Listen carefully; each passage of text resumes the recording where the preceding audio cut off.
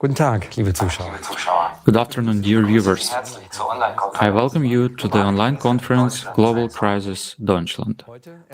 Premiere. Zum ersten Mal veranstalten wir, die Teilnehmer des internationalen Projektes Kreative Gesellschaft, eine Konferenz It dieser is the first time that we prepare the conference as participants of the Creative Society at Germany.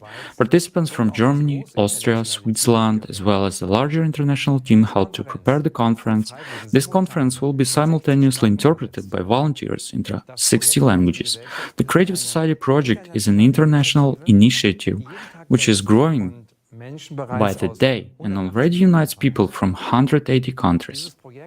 The project started 3 years ago as a result of a 10-year social survey and subsequent expert interviews. People all over the world were asked questions like, what kind of society would they like to live in? What should this society be like? What values would be it based on? Is there something that unites us as the humanity, regardless of our background, status, or religion? The way people around the world have answered the questions doesn't surprise us at all. They want to live in freedom, in security, in peace. They want to be respected and loved. This is what the Creative Society guarantees, a society in which human life is the highest value. Have you ever wondered why we cannot live this way? What's really stopping us? After all, everyone has an inner compass, but they strive for harmony and happiness. Doch wie leben wir wirklich? But how do we actually live? What conditions surround us?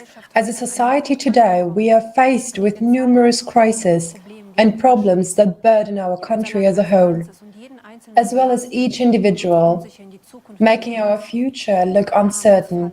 The poverty trap, inflation, social division, and climate collapse are just some of the many problems.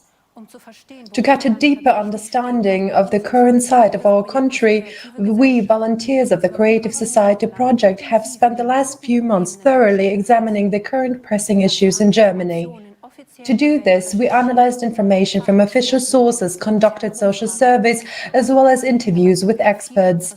While preparing, we came across interesting but also absurd information which surprised and shocked us. We've compiled a large amount of information into an overall picture, which we would like to present to you today. However, our goal is not simply to highlight the problems and shortcomings. Our main priority is to present you with an absolutely realistic and effective way of solving them, the way that will lead us out of crises and absurdity. This is the Creative Society. Today's conference will focus on the following topics.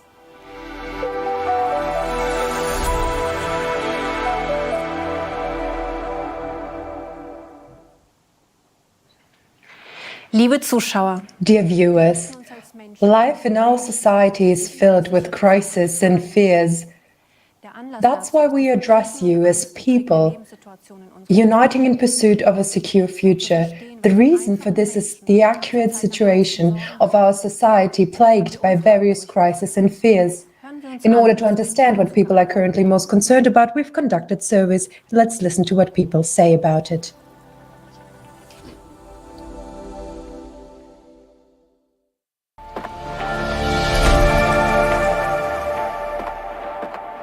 I also think what's happening here in Germany at the moment is very bad, that people feel so insecure. Where is its economy heading right now? Can you still afford everything if you go to work every day? Off the top of my head, I would say what worries me is that many people are in a difficult situation and that many people are, let's say, simply anxious or afraid about the future. How can I cope with that? Can I pay my bills now that we have the energy crisis? Everything is getting more expensive. My major concern is people's health and healthcare provision in the Federal Republic of Germany. That will be the main issue. care for the elderly, etc., also needs to be improved. We need more family doctors, more pediatricians in every area, and they should be distributed properly. I don't know, for example, how many pediatricians are available around here, but there are not enough of them. Similarly, there is a shortage of other specialists like ophthalmologists and ENT specialists. You can only see them when the situation is really severe. Speaking from my profession, the healthcare system is definitely a concern for me.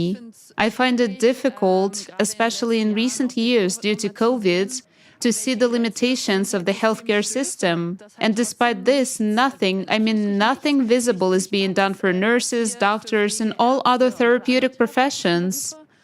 And you can also see now we have shortages of medication. The supply is totally breaking down. The emergency rooms and outpatient care just can't handle it anymore, and people feel completely abandoned. Personally, what worries me, I would say, is the climate problem that we currently have globally. I'm afraid for my children, my grandchildren. I want them to be able to grow up peacefully and without worries, and not for my 5-year-old daughter to say to me, "Grandma, can houses where we live be also bombed?" I think that's terrible. Time and again, for centuries, there have been talks of peace, but it does not happen in reality. People don't really do anything for that, not even in Germany. Things have happened that didn't actually prevent many people from getting sick and dying. Instead, we should be focusing on improving the healthcare and education systems in Germany and ensuring that people live healthy lives, eat well, work well, and start doing so from an early age. If you don't come from at least a middle class or upper middle class family, you're already off to a very difficult start.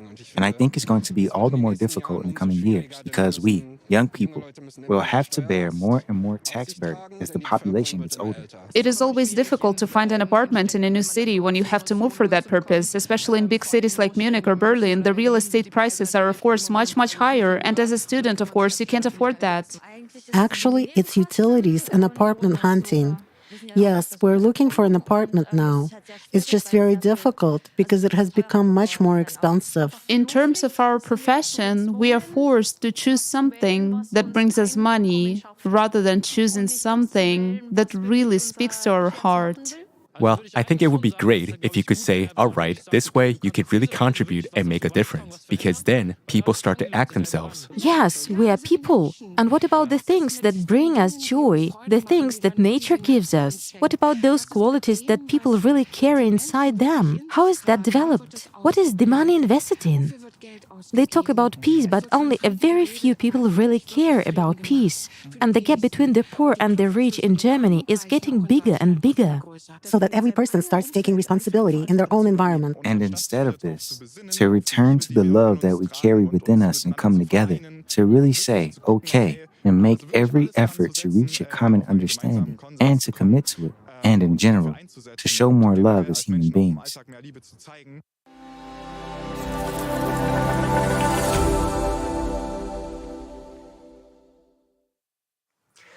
Wer hätte sich noch vor einem Jahr Who could have vorstellen imagined just a year ago that in our country such basic needs as housing, heating, and food would suddenly become unaffordable for many Germans, and a significant portion of the population would face financial problems?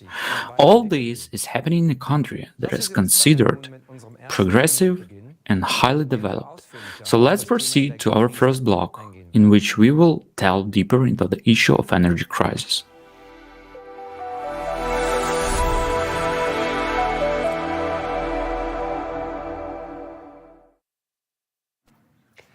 Die heutige Energiekrise, While the energy crisis our country is facing today is a central issue, most people are unaware of the extent to which our choices today predetermine our future. Germany's energy dependency and vulnerability has never reached such proportions. With the flood of information, is it still possible to have an overview of the complex situation we're in? Wir sind inmitten We are in the middle of geopolitical conflicts. we are concluding new energy supply contracts for which new multi-billion-dollar infrastructure has to be built in a very short time. Our energy artery is being blown up in the middle of the day, and no one cares. Renewable energies are being rapidly expanded, while our last nuclear power plants will soon be shut down. And these are the events that have unfolded before our eyes within just 1 year. Many people are not aware of the significance of these rapid events because every day we are in a survival state. What has led us to such a situation? The following video sheds light on the background and context of the current energy situation.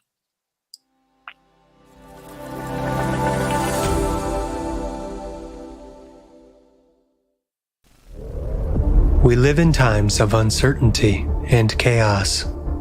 Energy prices are skyrocketing, significantly affecting both the people's lives and businesses. Everything we have been building for centuries is now crumbling before our eyes. Recently, we have experienced unprecedented price growth. Inflation continues to rise, and businesses go bankrupt. This unstable situation puts many people in dire financial straits, and the quality of life is rapidly declining. Many businesses are forced to close because they can no longer afford the ever-increasing costs. It was impossible to imagine that we could be threatened with a blackout, but we have been on the verge of it several times. And now, a blackout can happen at any moment. There is a real danger of overloading the power grid and disrupting the power, water, and gas supplies. In the event of a power outage, communications networks will also suffer. Telephone, mobile communications, and the internet could go completely out of order. We are just one step away from returning to the Stone Age. Because without electricity, all our technology and infrastructure will become useless, and we will no longer be able to live a normal, familiar life. What solutions are offered to us? While our taxes are used to subsidize energy companies, we have to wash less often, dress warmer, sleep in heating halls because we cannot afford heating, and because of energy savings. In our world, energy is a commodity traded on the stock exchange. The only winners of the energy crisis are the energy supply companies, which benefit from high prices. What brought us to this predicament? There is an opinion that the energy crisis was provoked by geopolitical conflicts, but the problems began with the energy transition.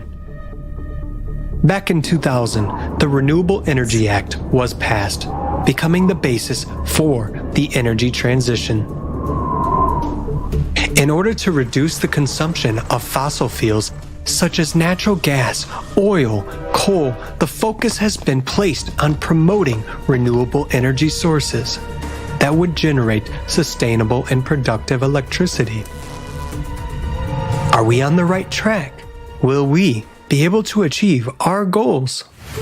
We are the country that has embarked on a radical energy transition. For decades, we had a well-functioning infrastructure that reliably provided us with energy.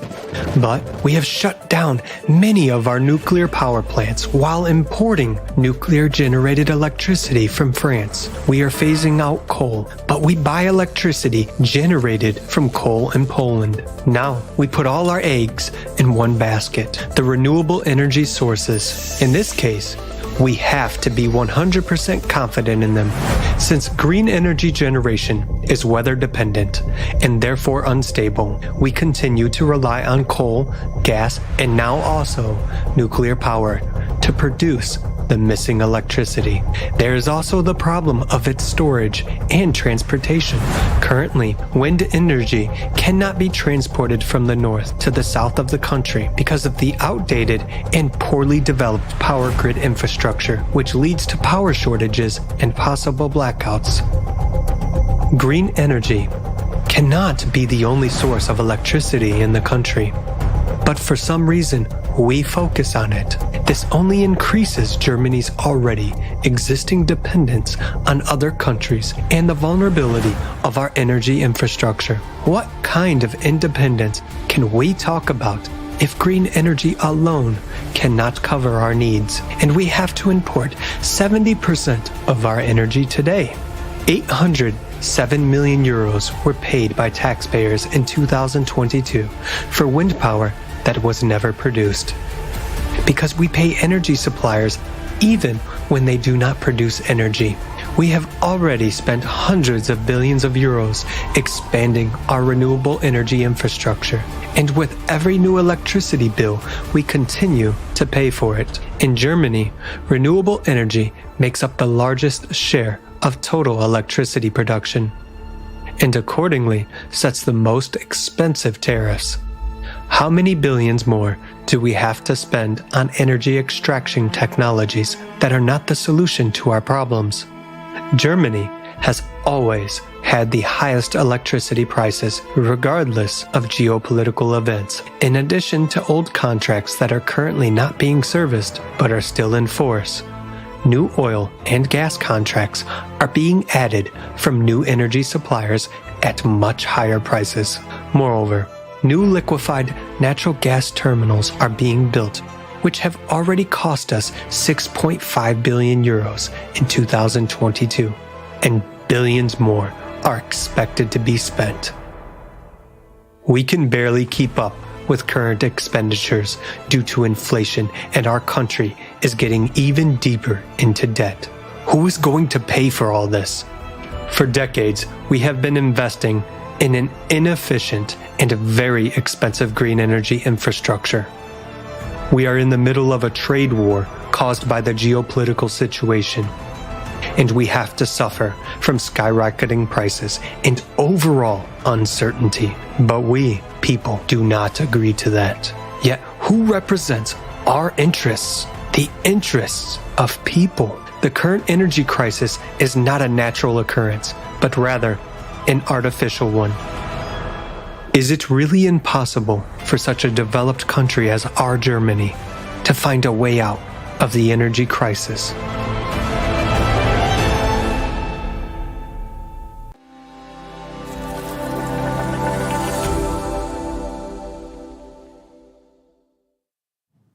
Die Energiekrise ist The energy crisis has reached every household.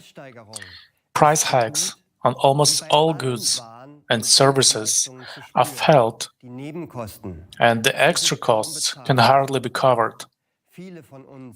Many of us have not yet recovered from the shock caused by the annual electricity bills.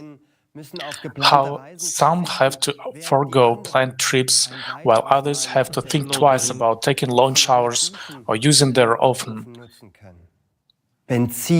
Petrol and driving have become a luxury. Many bakeries, where people used to shop every day, have closed. German businesses are also struggling to survive. Even traditional bakeries with 200-year histories that survived the two world wars and now gone forever. And that has been hard-earned for decades in disappearing before our eyes. The Made in Germany mark will soon become history, because our industry will soon no longer be competitive and companies are already moving their production abroad. This means the collapse of our economy and thus prosperity loss. We have tried to get an overview of the true causes of the energy crisis, but it is extremely difficult for us, citizens. Even though energy is our livelihood and we are ultimately the financial sponsors, We, citizens, are pacified with relief packages, which are like a drop in the ocean. The population is becoming impoverished and has to cut back and economize more and more, while energy companies are making billions in profits from the energy crisis. Why is this happening? Because our system is geared in such a way that all the money flows to the top, and there are enough candidates fighting to get a better place under the sun. The energy crisis is both international and a national problem. But in this crisis, profit takes precedence over the well-being of people. What are the excuses for the causes of the energy crisis, and what solutions are being sought? The rapid price increase on energy sources, such as gas, coal, oil, etc., has started in 2021. Germany's dependence on fossil fuels and the delayed energy transition are cited as the main causes. We now see that the situation has been exacerbated by geopolitical factors. It is assumed that if we had switched to green energies like solar, wind, and hydropower earlier, we would have already long been independent and climate neutral. Is green energy really the right solution? Die Energiewende ist ein zentrales Thema. The energy transition is a key issue in Germany. The aim is to achieve a climate-neutral energy supply by replacing fossil fuels with renewable energies. Well, this is seen as one of the main means to fight climate change. We would like to look at it from an energy supply perspective. What impact does the expansion of renewable energy have on the energy imbalance? We had a stable infrastructure that worked for decades, but now new variables are coming in. Look at the graph of how the energy mix has changed over the last 30 years. Due to the Renewable Energy Sources Act, adopted in 2000, the share of green energy in Germany's energy mix is growing. The green part of the diagram on the left shows the share of renewable energies, which was 1.3% in 1990. Within the last 30 years, this share has risen to 16%. This is what you see on the right-hand diagram. The share of nuclear energy and coal, marked in pink, gray, and red, have halved overall. This has a major impact on the infrastructure and especially on the energy supply, on the electricity supply. Let's look at what danger this entails. The energy balance is decisive for the safety of the power grids, meaning if power generation and consumption are in balance at all times, then the power grid is stable. The current always flows evenly at 50 Hz in the grid. If the balance is not maintained, a deviation is about 0.5 Hz is enough to cause a grid failure. Different types of power plants are used to ensure this balance. Baseload power plants, such as nuclear power plants, which generate electricity in a stable way but cannot quickly reduce or increase the load and cannot be shut down quickly. And flexible power plants, such as gas, coal, and hydroelectric power plants, which can quickly increase or reduce output when electricity demand increases or decreases. Renewable energy sources are weather-dependent and cannot be used at all times. They also cause unpredictable surges in the grid that have to be balanced. During the course of the day, however, the demand for electricity constantly fluctuates. At night, there is a rapid drop in demand, and during the day, the reverse happens, seasonally too. The demand for electricity also grows, especially in autumn and winter, when it grows many times over. With the rapid expansion of renewables, however, another factor is added, the weather. As a result, it is becoming increasingly difficult to ensure energy balance. Many factors are now affecting the balance in our energy grid, including increasing energy consumption, aging infrastructure, manipulation of energy markets, and climate change. In addition, green energy sources are causing dramatic changes in the way energy is fed into the grid. If the energy balance is disturbed, the power grid can collapse, and a so-called blackout will occur. That is the total failure of the entire power grid. Especially in the last year, the search queries as well as the presence of this topic in the media have increased very much. But people do not know that we have already been on the brink of blackout several times. The fact that we have safely survived this winter is weather-related luck. Let's hear what Mr. Herbert Saurup, president of the Austrian Society for Crisis Preparedness, has to say about the blackout danger. Yes, I'm observing the unfolding events with great concern, because 10 years ago, this was just a theory. From the systemic point of view, unfortunately, a lot of aspects that I discovered at that time have come true.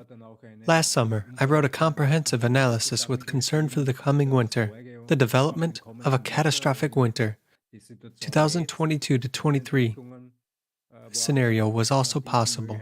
Fortunately, this didn't happen, also because we were lucky that the weather conditions are still mild compared to the previous winters. If the winter was harsh, with lower temperatures, we would have been in big trouble. And a blackout is just a trending word. I mean by it, a super-regional power outage, which affects several states or bigger regions of the country and lasts for a long period of time. This is a trigger event, but we're talking about the infrastructure and interruptions in the supply. A critical factor is the interruptions in the supply, but not the power outage itself. I try to separate these two. I'm saying that there will be no help from the outside because it has affected everyone, and there are no extra resources. So, this is an incident that we haven't faced before. According to the report prepared by the Office of Technology Assessment at the Bundestag, Germany, for the year 2011, catastrophic events can develop in a matter of a week, and we are not ready for them. In Germany alone, 12,000 overrides were needed to prevent a blackout last year. In 2021, this number was 8,000. The dynamics of the development of events over such a period of time gives us a clear picture. While 20 years ago, such overrides were a rarity.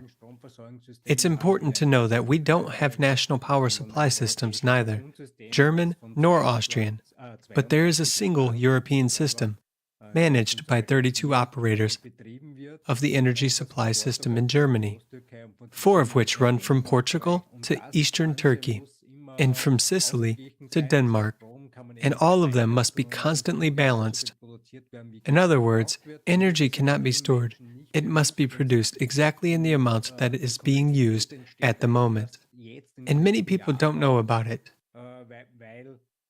It's become complicated only in recent years, since more and more parts of this process have come into play. On the one hand, more plants are being built due to the energy transition, more photovoltaic installations and wind farms.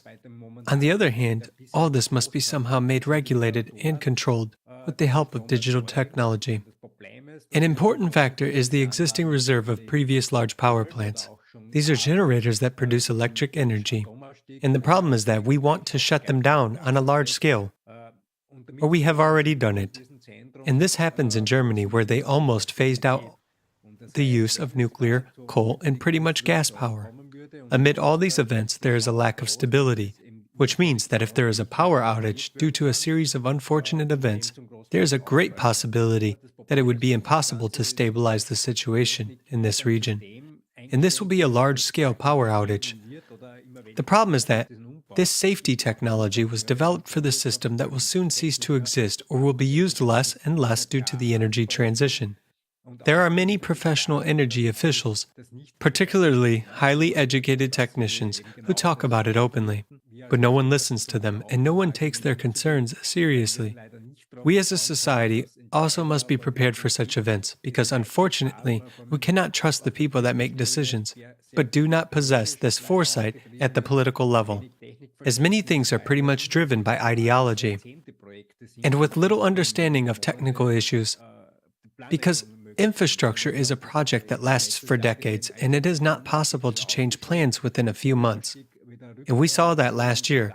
On the one hand, nuclear power phase-out was delayed again, and on the other hand, coal-fired power plants that should have been dismantled were brought back. Meanwhile, there are more and more officials who are doing nothing and saying, "We'll wait and see what's going to happen," which can be dangerous. My main critical concerns regard the fact which I failed to understand over the past 10 years: who coordinates everything in Europe? Distribution system operators are still working perfectly and are well coordinated, and yet they are saying that since they don't know where and what is turned off, or where and what is generated, they are unable to adapt to such changes as rapidly as various decisions being made lately in political circles. And this is the problem of Germany, first of all.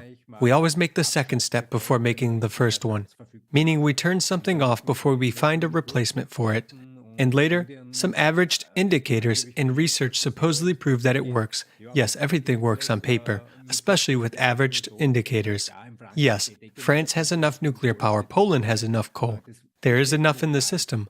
But there should be enough, not only in the system, there should be enough at the regional level. Because if there is no current reserve in the northern part of Germany, or in the European region of Denmark, there would be instability, which could lead to big catastrophes. As we can see, Germany's power supply is tied to the synchronous continental European power grid, meaning that any instability or a blackout in Germany can trigger a chain reaction throughout the European Union. While we are talking about sustainability and independence, there is an increasing risk that our security will be challenged. Can you imagine these implications? Nothing gonna work anymore. Absolutely nothing. It's not about household electricity only. Save water and food supplies, public transport, mobile networks, sewage systems, and so on. All will come to a standstill since they all need electricity. The world is just looking at Germany in disbelief. The world's stupidest energy policy. These are the headlines of the international newspapers.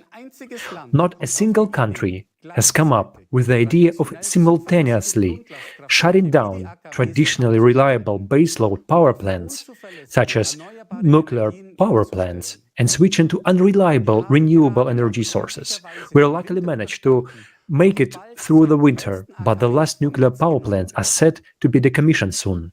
We'll be as lucky next winter as we were this year.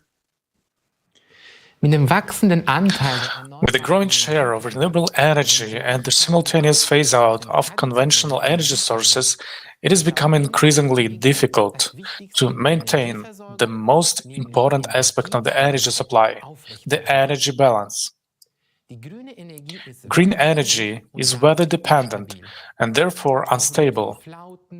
When there is no wind, not enough light on the cloudy days or at nights, or too much sun and wind, green energy sources create highly unpredictable fluctuations in the power grid, which have to be compensated by the fossil fuel-fired power plants. It is these energy sources that are about to be shut down and in the near future because they are not environmentally friendly. But how do they in fact cope with winter recessions? In January 2021, When there was no wind in Germany, they used coal-fired power plants located in Romania and Bulgaria to make up for the power shortages. However, a very large amount of electricity that had to be transmitted through the grid in several countries caused the power system in Croatia to collapse, leading to power outages in certain parts of Europe. Energy experts emphasize that we barely managed to avoid the Europe-wide blackout. But if too much electricity is produced, the stability of the grid must also be ensured. The solution would be to store this electricity. One such example can be found today in Australia. Australia paid $200 million to build and install a 100 megawatt battery storage system. The energy of such a battery is enough to power 30,000 homes for 1 hour in the event of a power outage. So $200 million for 1 hour of electricity, and then what? What happens if there is no export or excess electricity from Germany? Then, for instance, the production of electricity by wind turbines is limited by the power operator, the grid operator, due to grid overload. Yes, you heard me right. Even in an energy crisis, the capacity of wind turbines is intentionally limited, even when there is sufficient wind. As consumers, we are urged to conserve energy, yet we are paying for electricity that is not even produced. Last year, only 800 million euros were spent on this. Isn't that absurd? By 2030, at least 80% of total electricity consumption will have been covered by renewable energy sources, which are to become the main source of energy in the power supply. According to the Düsseldorf Institute of Competition Economics, the chaotic energy transition to alternative energy sources will cost us citizens more than 500 billion euros by 2025. And there are estimates that the total cost could amount to 1 trillion euros by the end of 2030. That's about 10,000 euros per German citizen. Let's take a look at the infrastructure and see how far this money has actually taken us after 20 years of energy transition. Electricity generated from wind power, which is planned to be increased threefold in the north of the country, cannot currently be transported to the south, as there are simply no power lines for this. Municipalities are already suing against the expansion of these power lines. Even with optimistic projections, the expansion will not be achievable in the next 7 years. In Bavaria, where green energy is produced in large photovoltaic plants, it cannot be fed in the grid due to the old and completely overloaded network. Another aspect of the energy transition is the subsidization of electric cars and their charging stations. The same applies to massive expansion of heat pumps, because according to new legislation, from 2025 onwards, neither oil nor gas heating systems may be installed. The Federal Network Agency even warns that if we continue to charge electric cars at the charging stations and expand the use of the heat pumps, there will be massive problems with the power grid infrastructure, and this may lead to power outages. Wasn't the last 20 years enough time to understand that green energy is not our path to independence? The extreme energy insecurity and increased risk of blackouts due to the expansion of renewables is far from the whole story. Renewables are driving us into economic ruin for a promise that is not being fulfilled. Germany pays the second largest electricity prices in the world, while even our neighbors pay less than half of what we do. Prices are driven up artificially by trade wars, which lead to a scarcity of energy sources and speculation in the electricity market, where one can buy cheaply and sell at higher prices at the right moment. Another price driver is the so-called merit order principle. This states that every day, regardless of the energy source, the producing power plants are ranked in order from the cheapest to the most expensive. The last power plant in this sequence, that is the most expensive one in electricity production, which is connected to cover the electricity demand at the moment, determines the selling price for all other producing power plants according to this principle, even if they actually produce significantly cheaper electricity. An example from 2022. If only one very expensive gas-fired power plant is needed, then all other nuclear, coal, solar, and wind power plants will receive the highest price corresponding to the gas-fired power plant. If the power plants that produce cheap electricity could pass on the price, our electricity prices in the current situation will be much cheaper. However, since the last base load power plant is usually a gas-fired power plant, and gas prices are currently high and will continue to be high, consumers end up paying high costs that arise from expensive fossil fuel, that is, gas. The winners in this case are exactly the green electricity producers who produce electricity much cheaper. This is an artificially created price driver. In Germany, pure green electricity from renewables is advertised, but even if you don't have a green electricity tariff, you pay for the expansion of renewables, whether you like it or not. Until July 1st, 2022, all customers finance the EEG levy with every electricity bill. This is a surcharge to promote energy production from renewable energy sources under the Renewable Energy Sources Act, EEG. Let's take a look at the breakdown of the electricity prices. In 2021, taxes accounted for more than half of the electricity price. The EEG levy at 6.5 cents per kilowatt-hour accounted for more than 1/5 of the total electricity price. From January 2023, we celebrate the abolition of the EEG levy, which was already decided in 2021. But at the same time, the National Emissions Trading Scheme, the so-called CO2 tax, was introduced. This will be raised every year. This means that we are not only burdened by our electricity bills, but also pay the so-called CO2 tax for every product, every service, and every commodity that is produced, delivered, heated, or cooled with or through fossil fuels. The only thing that has really changed for us is that the price is no longer shown in the electricity bill. Green electricity, as it is called, should benefit the environment, and all efforts and extreme costs are aimed at this. But how green is green energy really? Let's watch a video on this topic.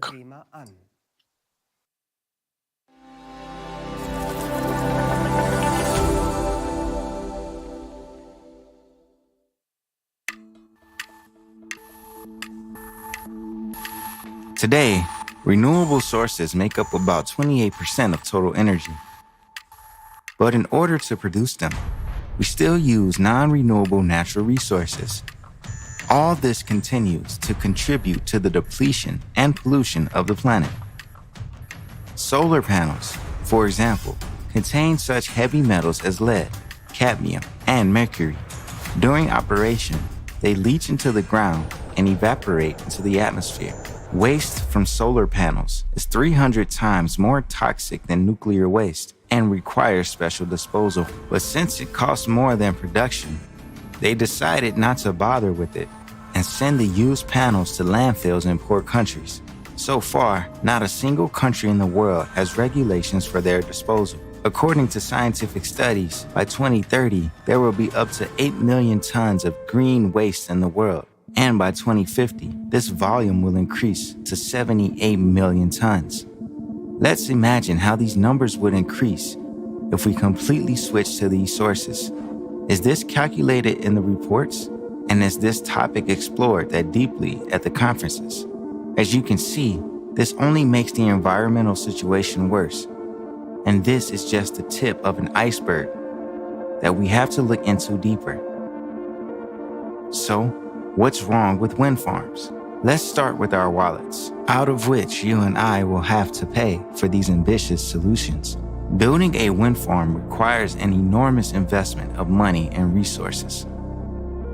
The service life of a wind farm can be as long as 30 years or more, but many wind turbines are decommissioned at the end of 20-year subsidy period, regardless of their functionality, due to lack of economic benefit.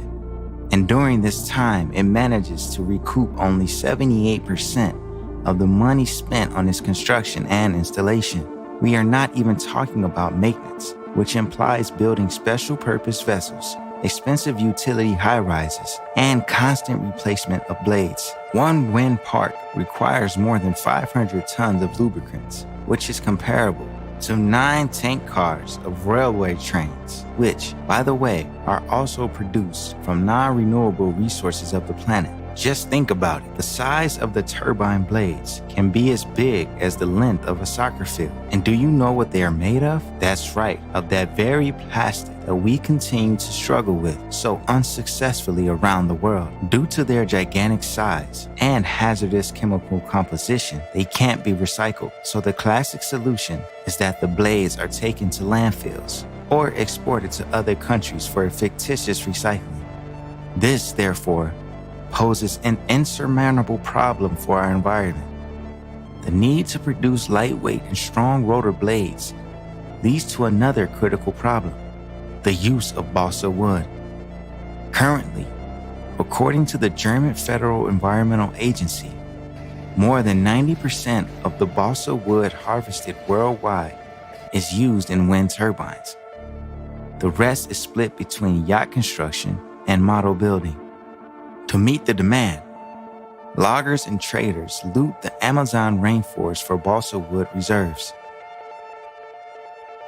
They have spared neither indigenous territories nor those of nature reserves, and this has led to serious social conflicts. The felling of balsa trees is detrimental to nature. This species performs important ecological functions and protects the banks of rivers from erosion. In the year 2021 alone, the company consumed almost 26,000 tons of balsa wood. That's 170,000 balsa trees. After all that, do you still think wind power is environmentally friendly?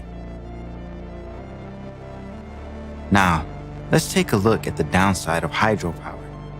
63% of the world's major rivers are blocked by hydroelectric dams. At that, dam failures and breaches put lives at risk, and the planet's ecology suffers. Hydroelectric power plants directly affect the bowels of the earth. Millions of tons of water in reservoirs press against tectonic plates, causing man-made earthquakes. Moreover, according to a recent study by the World Wildlife Fund, hydropower production is no longer reliable because rivers are drying up due to the current climate crisis.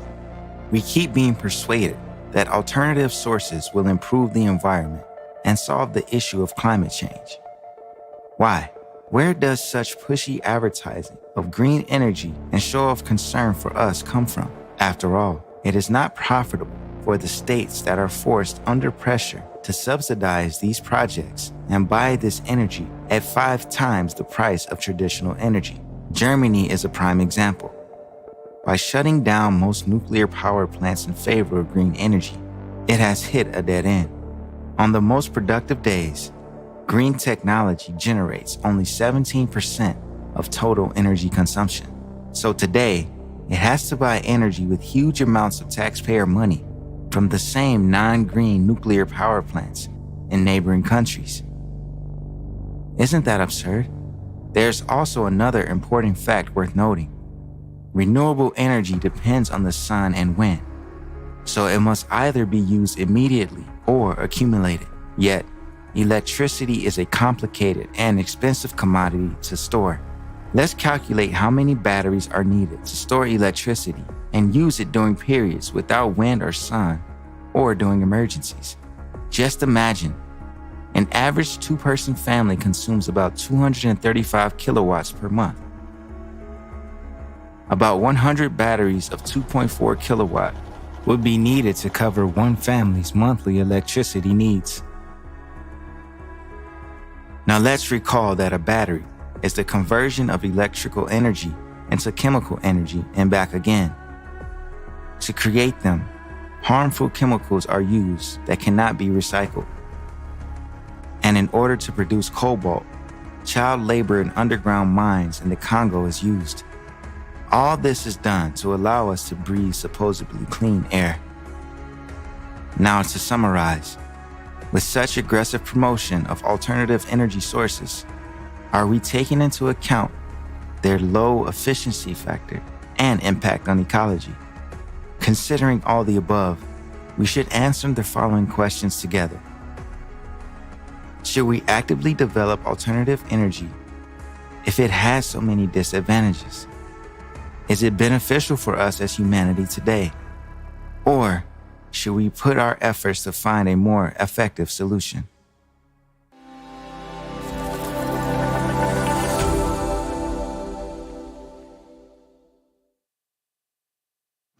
Instead of finding effective solutions, we have been financing the energy transition for 20 years to reduce CO2 emissions and make ourselves more independent.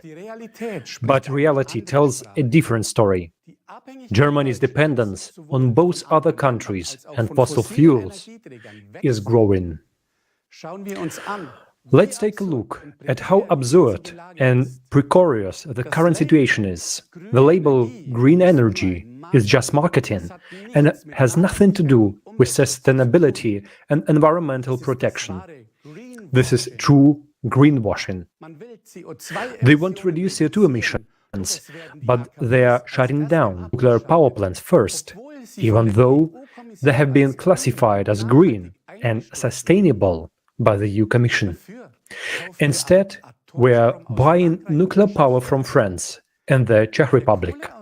The coal phase-out is planned for later, even though coal burning produces more emissions. Is it more sustainable to import additional coal-fired power from Poland as well? We prohibit the extraction of liquefied natural gas through fracking in our country, as it is very harmful to the environment, but we have no qualms about buying it from the USA. Delivery by huge tankers over thousands of kilometers leaves a bad CO2 footprint. It cannot even cover our demand, not to mention that it's much more expensive than the cheap and widely available natural gas. In addition, we bear the cost for the new infrastructure, namely the LNG terminals and pipeline construction, estimated at 10 billion euros by 2038. The cost of the energy transition will amount to 500 billion euros by 2025. And what result do we have to show for it? The level of CO2 continues to rise, regardless of how many billions we continue to toss to the wind. How many years do we need to understand that renewables are not a solution? On the contrary, we are taking the risk of a widespread blackout because our energy system is becoming increasingly fragile due to the unstable renewable energy sources. The promise of Germany's independence is a utopia. Germany is resource-poor and depends on imports. Green energy makes this dependence even greater because its fluctuations must be offset by fossil fuels. In addition, it burdens us with enormous costs that are not amortized in any way. The energy transition is leading to a loss of prosperity for us.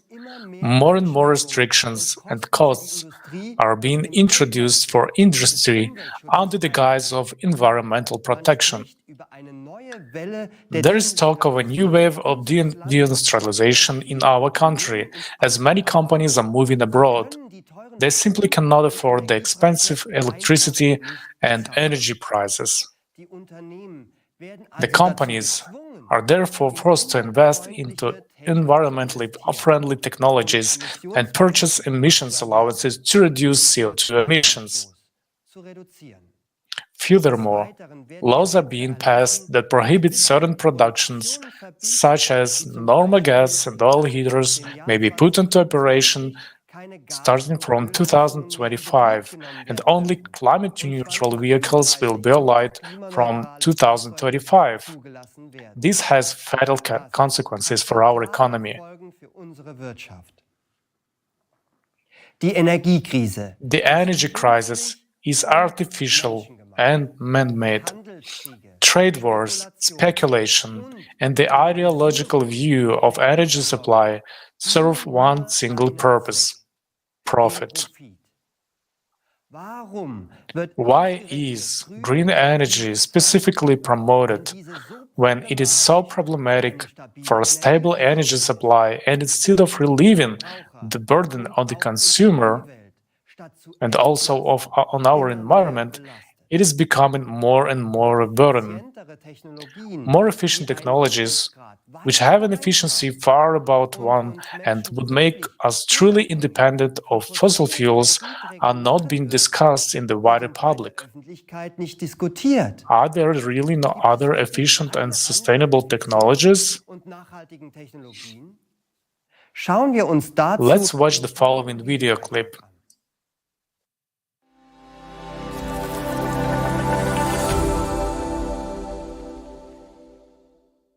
Right now, we are totally dependent on our planet's non-renewable resources or weather conditions for our power industry. In the pursuit of producing more power, we are destroying nature. Also, we are jeopardizing our own lives. Is this the limit of our dreams and technological capabilities? We need a new technological leap, and we are able to do it now, but only on one condition. First, let's understand how realistic such a leap is and what benefits each person would gain from it. Fuel-free generators, what are they? Let's start by comparing them with traditional generators. The efficiency of traditional energy sources is extremely low. Efficiency of thermal power plants, up to 43%. Efficiency of internal combustion engines, up to 40%. Efficiency of nuclear power, up to 35%. Efficiency of solar panels, up to 22%. Even if we go to the most efficient hydroelectric power plant, we can see that its efficiency is no more than 85%. And at the same time, we lose most of this energy while we are transporting it to the end consumer. Because it's impossible for us to implement and put hydroelectric power plant in every home. But it's very possible for us to equip every home with an FFG. The fuel-free generators requires energy only for its startup, and then it operates autonomously, which means the efficiency of fuel-free energy is greater than 100%. Thus, FFG is not a perpetual motion machine, since it requires an input of energy, but a smaller amount than what energy it can produce. An obvious question arises: how energy then would be generated if no fuel required for that? We know from the school physics class that according to the law of energy conservation, we can't get more network output than we had spent on it. But this law only works in a closed systems. Whereas FFG is an open system and it receives energy from the surrounding space.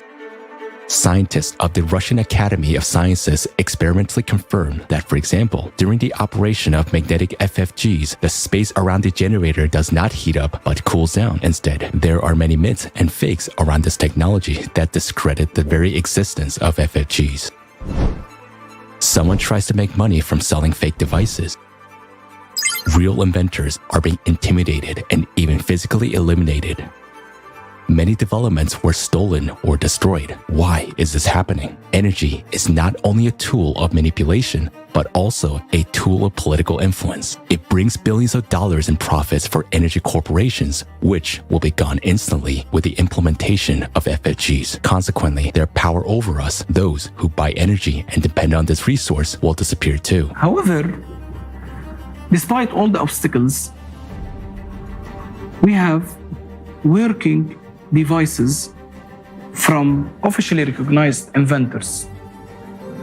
Let's take a look at some of these developments. Magnetic generator. Its original inventor is considered to be John Searle, who used custom-made magnets in his machines. Since 2019, based on a similar technology by the inventor, Dennis Danzig, a US company has been supplying power to its customers using plants with a capacity of up to 25 kilowatts. Since 2019, it's no longer science fiction. Only those who are far from science and do not monitor new technologies laugh on FFGs as a fiction. Therefore, those who make fun at FFGs themselves gave a fun on others. Let's continue. A whole range of fuel-free generators was developed in Ukraine. The principle of operations of these generators was based on a looped electromagnetic gun, a pulse power system. For example, one of the systems produced 25 kilowatt of free energy on a conventional generator with an input of 3 kilowatt. The efficiency is 833%. Gravity generators. In one type of such machines, the pneumohydraulic principle is used. The generator runs on the buoyant force of water according to Archimedes' law.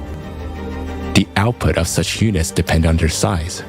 The most famous generator of this type is called kinetic power plant.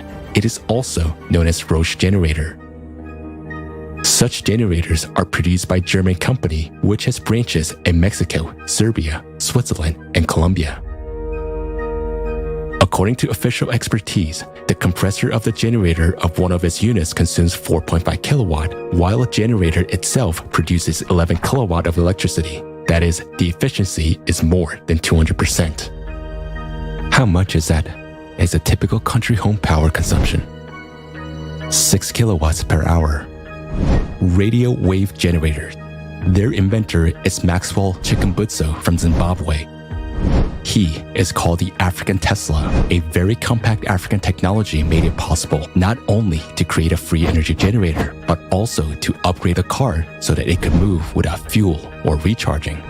As a result, even a helicopter was upgraded. Recently, the inventor presented a very small 500-watt power generator. Its output allows you to power a widescreen TV from free energy. And there are dozens of less-known inventions in different countries.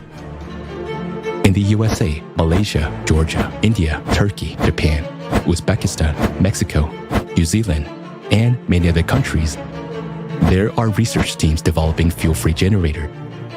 How is that, you may ask, and how it's possible to launch these technologies? How inventors are still alive and their generators are not yet been destroyed? That's because they get energy for free and sell it to consumers for money, while the generators themselves cost crazy money. The percentage of people currently receiving energy from these systems is negligible compared to all of humanity.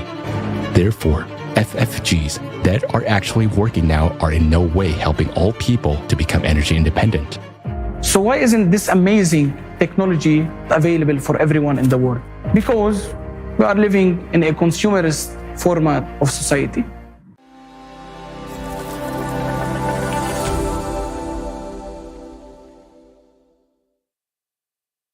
Wie wir gesehen haben, gibt es bereits As we can see, there are already technological solutions that can provide a fuel-free, efficient and safe energy to the population. Many who have watched this video are asking, why do we have to keep paying our electricity bill? Why don't we nationalize fuel-free generators and provide everyone with free energy? Surely, would be a logical solution for the energy crisis. Imagine if every household had such a device at their disposal, and there was no such thing as utility bills anymore.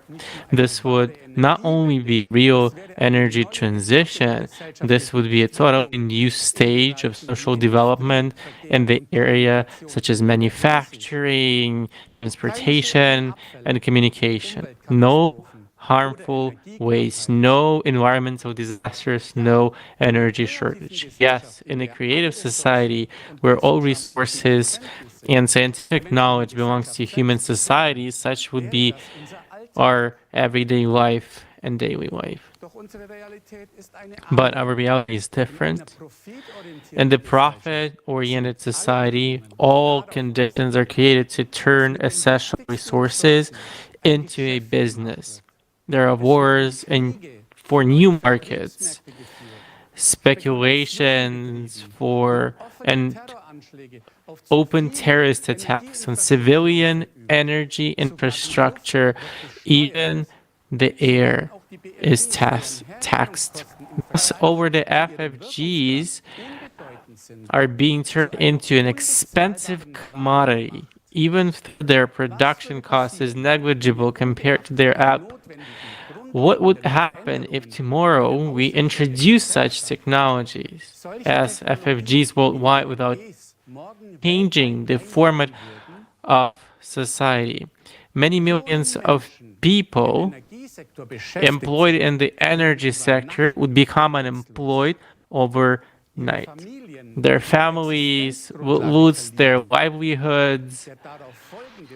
The ensuing economic collapse this makes, as well as mass social unrest, would plunge the world into chaos in addition to already existing crises. Because in today's society, people are not protected. The energy, just like the human life, is just a commodity. What would be the best thing for all of us? Energy supply, just like water, is a human right and not a nice-to-have product, but a vital foundation of life. The introduction of FFGs requires social security for every individual and a new needs-based economic system, transparency and direct citizen participation in social decisions. This is enshrined in the 8 pillars of the creative society, and the introduction of these pillars at the legal level will actually guarantee the human rights to which we are entitled, such as freedom, security, and the dignity of life, or a dignified life. Thank you very much, Gunther.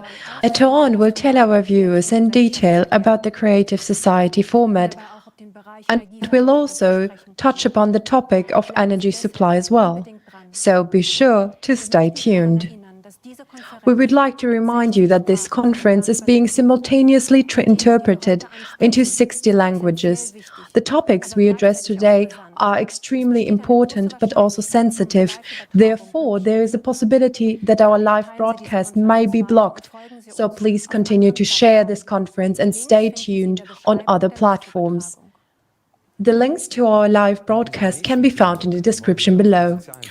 In our next block, we're going to look at the social sector of our society and how it relates to the economic system. The social crisis is affecting more and more people in our country. We have compiled the information we gathered into a documentary. So let's take a look at the current state of affairs in Germany today.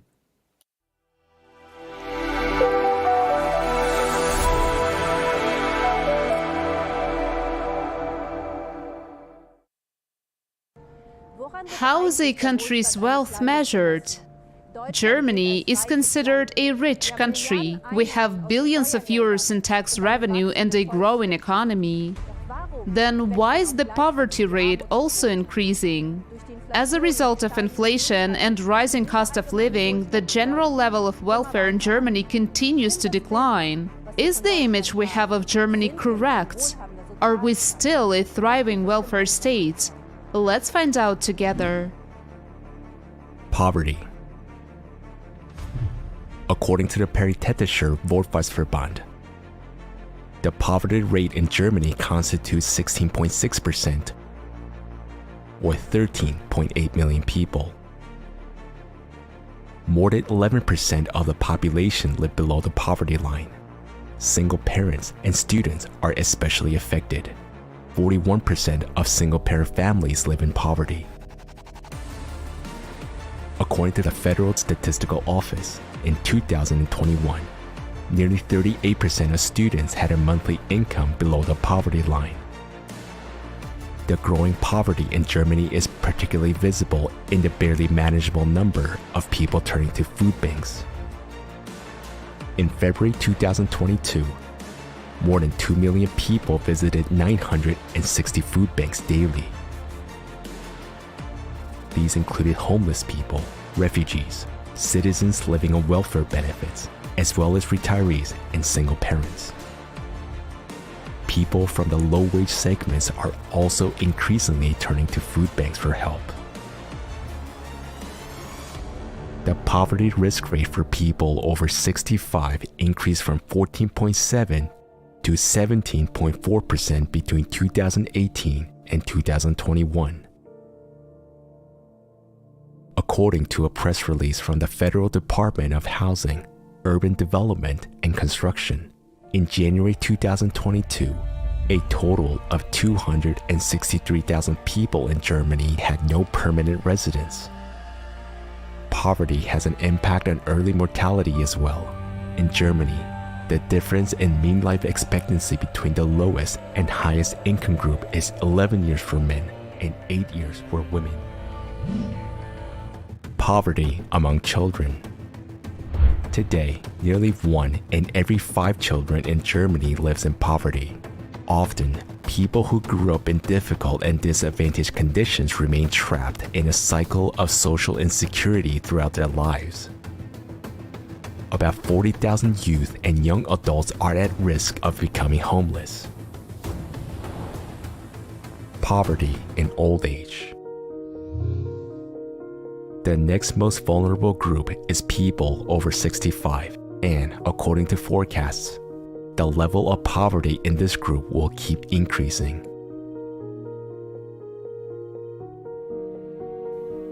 A study showed that more than half of the current working 55 to 64-year-olds will have 700 euros less per month when they retire if they make contributions only to the government pension fund or employer's pension insurance.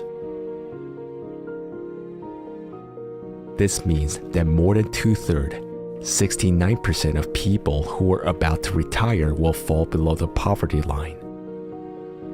More than half of the workers who have contributed to the pension fund during their long working lives may find themselves in poverty instead of a secure and comfortable retirement.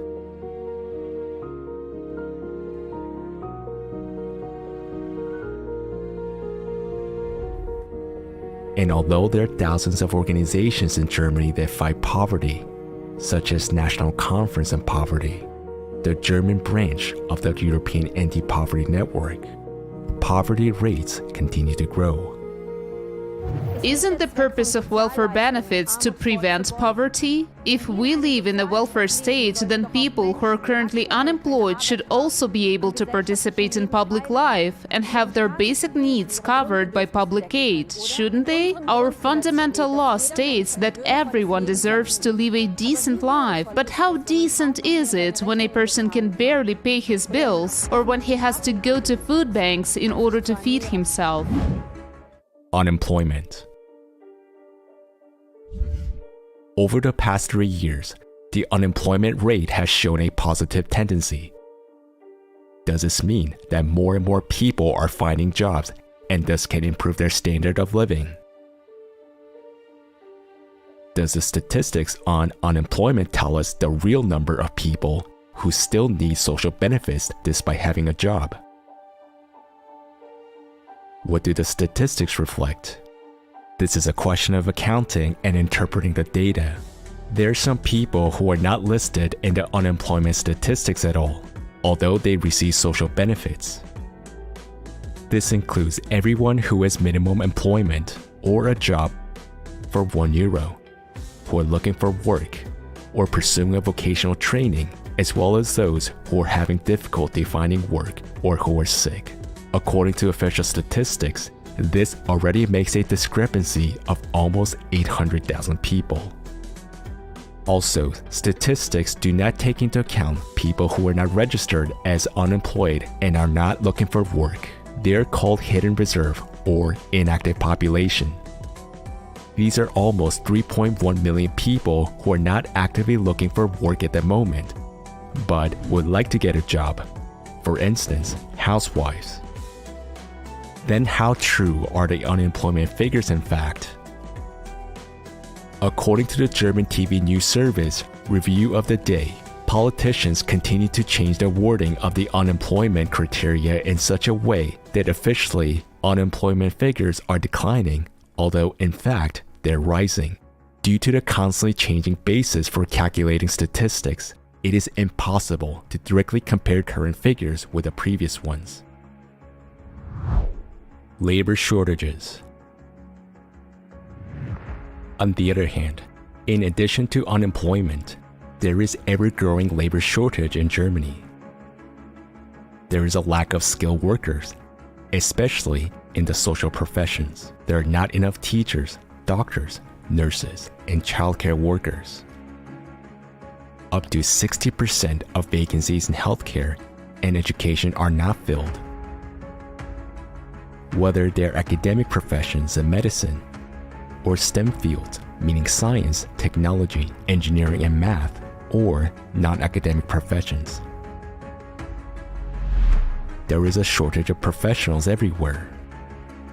The construction industry, architecture, agriculture, and animal husbandry, aviation, geosciences, information, and energy technology also suffer from a lack of skilled workers.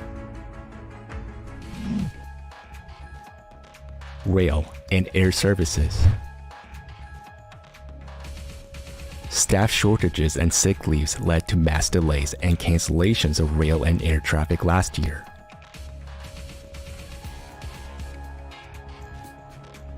Because railroads lack switchmen, between January and October 2022 alone, there were delays amounting to 375,000 minutes. This situation worsened dramatically in the summer because there were no or too few personnel at the rail signal boxes. During the summer vacation period, paradoxically, Lufthansa and its subsidiary Eurowings cut their flight schedules due to a shortage of personnel, both inside the company at the airports and in ground services. Lufthansa canceled 900 flights within Germany and Europe in July at its hubs in Frankfurt and Munich. Other airlines were also forced to cancel their flights. Swiss announced that about 10,000 passengers were affected by flight cancellations in July and August 2022.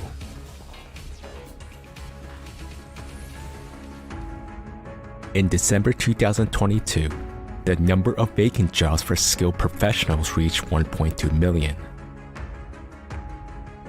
Compared to the same month of the previous year, the number of vacancies increased by 44,000. That is a 2.9% increase. The number for the year 2022 were the highest in 10 years.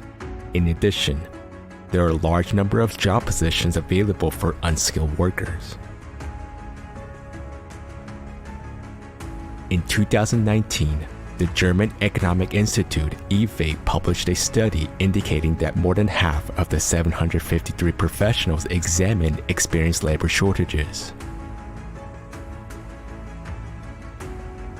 According to studies, the skilled worker shortage is now jeopardizing companies' success even greater than rising prices for energy and natural resources. Nearly half of all companies in Germany are forced to cut their operations due to staff shortages. The labor shortage is currently costing Germany almost 100 billion euros.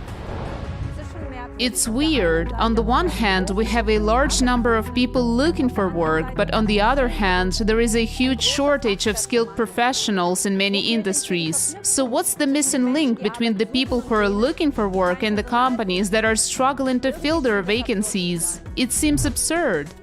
Housing market. The general crisis has also reached a housing market. Housing is in short supply. The German market is in absolute state of emergency. Already in 2020, 8.5 million people in Germany were living in overcrowded apartments. The problem continues to grow.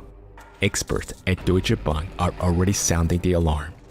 They expect an unprecedented housing shortage and a deep construction recession in Germany in 2023. Rent control measures don't help much either.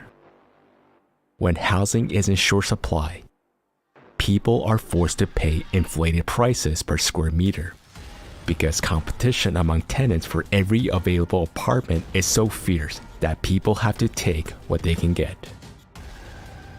The shortage of housing can be regulated by the government through allocating more social housing, but instead, the number of public housing units continues to be reduced.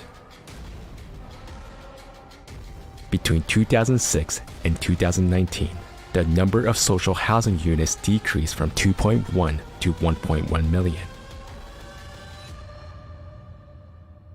About half of state-owned social housing became private property.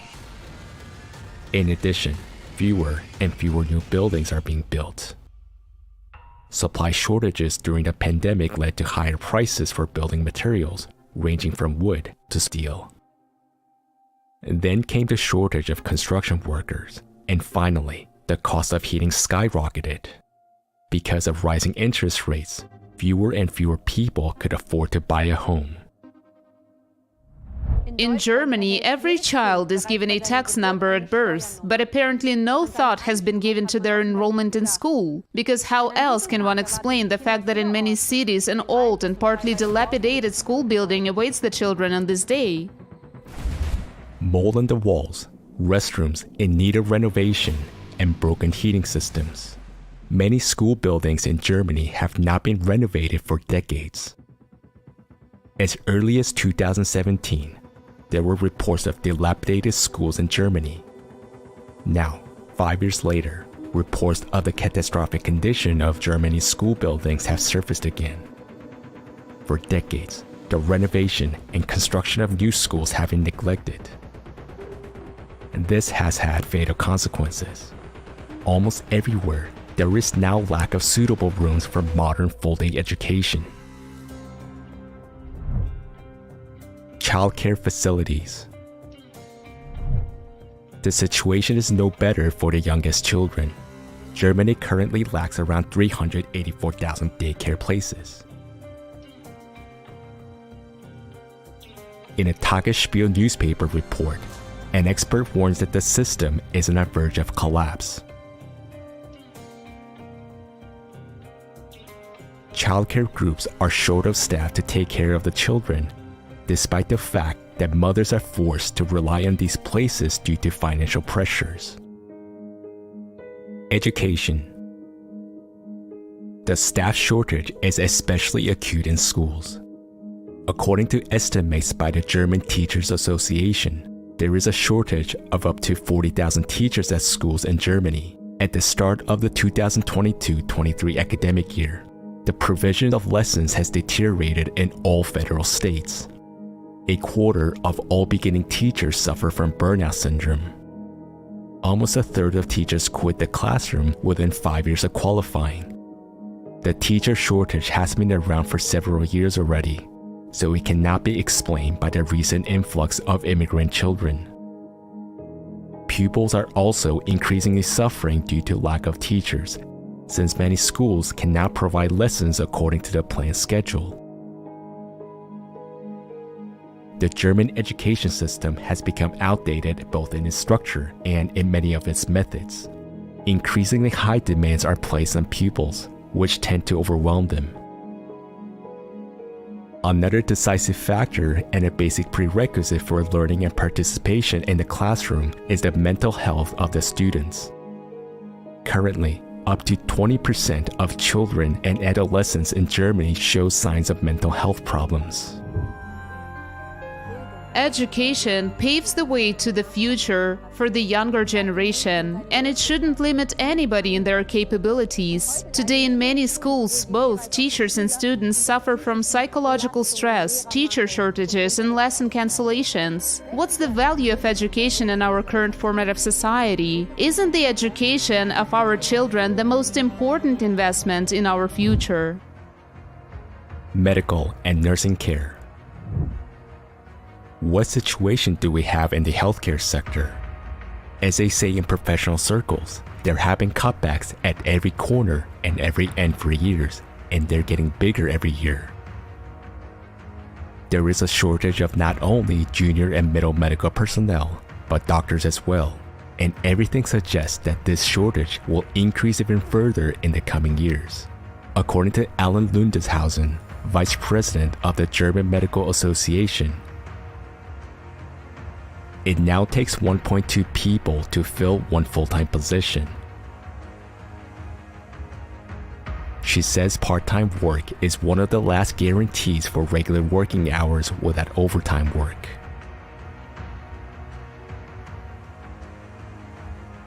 Doctors can hardly manage ever-increasing bureaucracy, which leaves less and less time for contact with patients. Running a private practice is hardly profitable anymore due to strict regulations imposed by the health insurance companies. And there is a lack of medical practices, especially in rural areas. According to Statista, the number of general practitioners in Germany is declining. In 2011, there were 29,304 primary care physicians nationwide. In 2019, we had only 24,184. And that's despite the growth and increase in the average age of the population. This, of course, has huge implications. Long waiting times for doctor's appointments, poor diagnostics, and far too little time for patient discussions. Add to this the stricter guidelines for medical practitioners. All of this leads to continuously deteriorating medical care. What is the situation of hospitals? Despite the increased need during the pandemic in 2020, 25 hospitals were closed in Germany for financial reasons.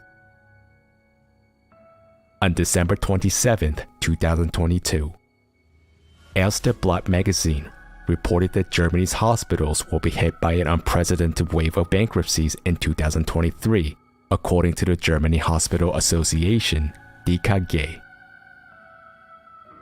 A wave of insolvencies is rolling towards our hospitals in 2023 that can hardly be stopped, said the chairman of the board, Georg Gass, to Redaktionsnetzwerk Deutschland.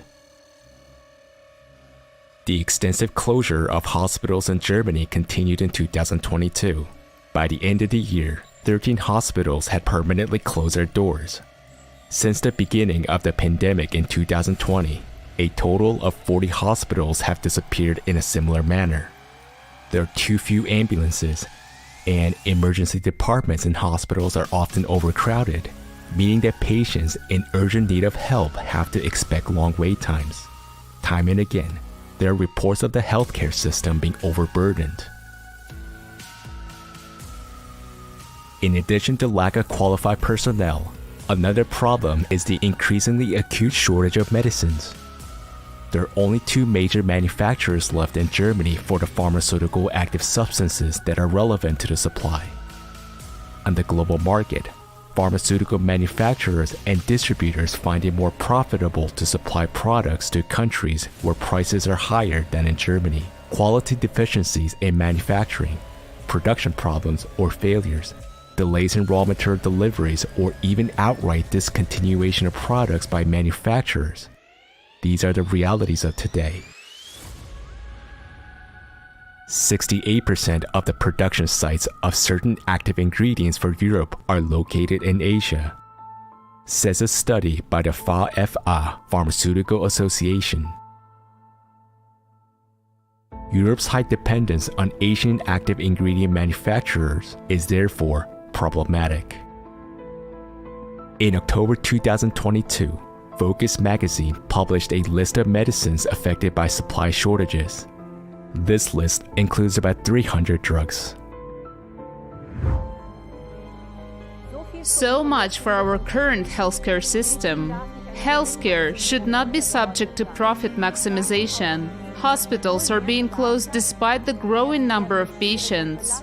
Doctors experience extreme work pressure due to difficult and stressful working conditions. Shouldn't human life and health come first? What about the mental health of the population?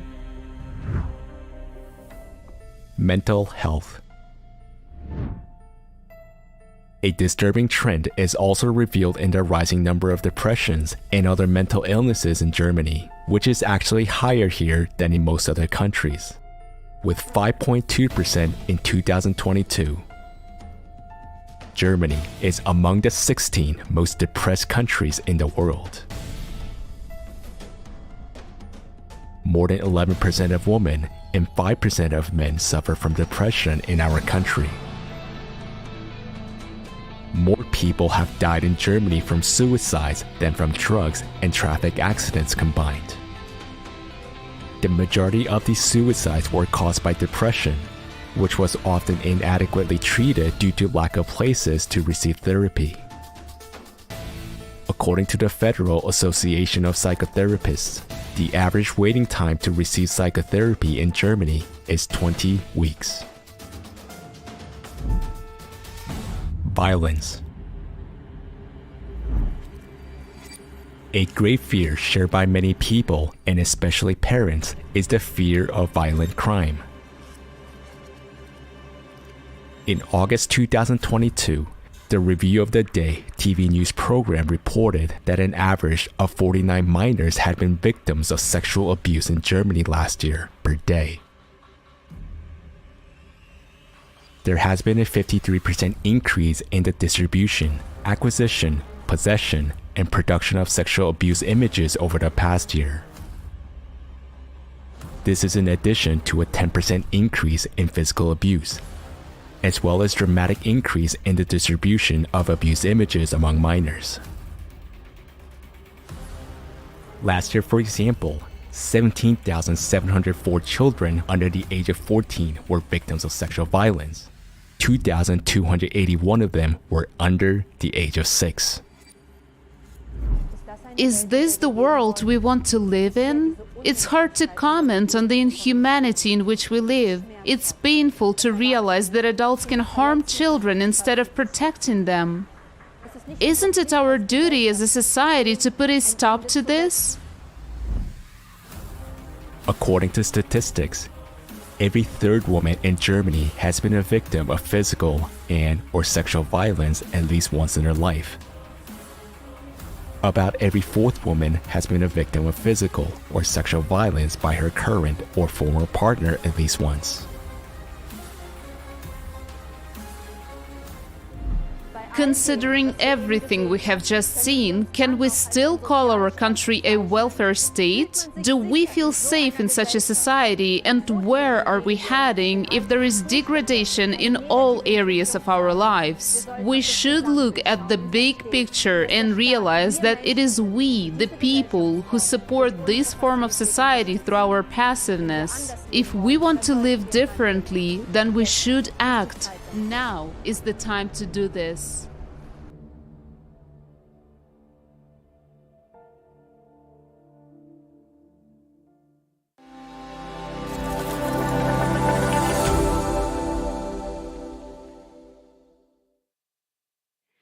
Sollte nicht jedem Menschen ein würdevolles Shouldn't everyone have the right to a decent and secure life? Everyone should have access to affordable housing, a decent social package, free and high-quality healthcare, and the opportunity to participate in the life of society. All of this is laid down in the social code. Our social market economy must guarantee freedom, social welfare, and social justice. We must realize now that we are drifting further and further away from these goals. All that is offered as solutions within the present consumerist format of society helps only selectively and at best in short term. If we really want to find a way out, we must take a completely new path. After what we have just seen, do you still think of the Germany that for decades stood for prosperity, social justice and security? Personally, it scares me that there is so much discontent and injustice in our country, which for the whole world looks up. Can we still call our country a welfare state? Let's look at how the term of welfare state is defined. A state that strives for social justice and cares for the social welfare of its citizens. The basic law states that the Federal Republic of Germany is a democratic and welfare state. The fact that we see have long been inconsistent with this definition. So how social is it that 1 in 5 children in Germany lives in poverty? That some 40,000 minors and young people are at acute risk of becoming homeless, or that more than 2/3 of people who are about to retire and likely to face poverty in old age. One would assume that these problems only affect the socially vulnerable, but now we see that people with low incomes also need social support. Never before have food stalls in Germany been so crowded, and all the more so by those who have jobs. Many are asking themselves, what is the point of paying into a pension fund all of my life if I am going to be poor at the end of my life anyway? What's the point of having a good salary if you can't buy a home with it? What good is modern medicine if I have to wait up to 6 months for an appointment? In Germany, we have a shortage of medicines, and in many places, for example, it is impossible to buy antibiotic syrup for children. In our country, we often hear people say things are worse elsewhere. We are still relatively well off, but why should we assess our situation by looking at the extreme global situation in the world instead of taking our own development and progress as our point of reference? We must honestly admit that our conservative optimism and the slogan "everything will be fine" will not help us. Statistics that do not reflect the realities of our lives don't change anything. As a result, new, lowered standards are being introduced. And instead of continually improving, or at least maintaining the quality of life, we are slipping further and further into social injustice. Children growing up in poverty, pensioners picking up empty bottles. This should not be the case in our rich country. We finance our social system through our taxes and social contributions. Why are we still experiencing so much hardship? Where does our money go, and how is its distribution decided? Did you know that we Germans pay the highest taxes in the world after Belgium? That is why Germany is considered a country with a high tax rate. This is the result of a recent study by the Organization of Economic Cooperation and Development. The OECD compares the tax and levy obligations of its member countries every year, and according to the study, Germany ranks a dismal second in the world in terms of taxes and levies.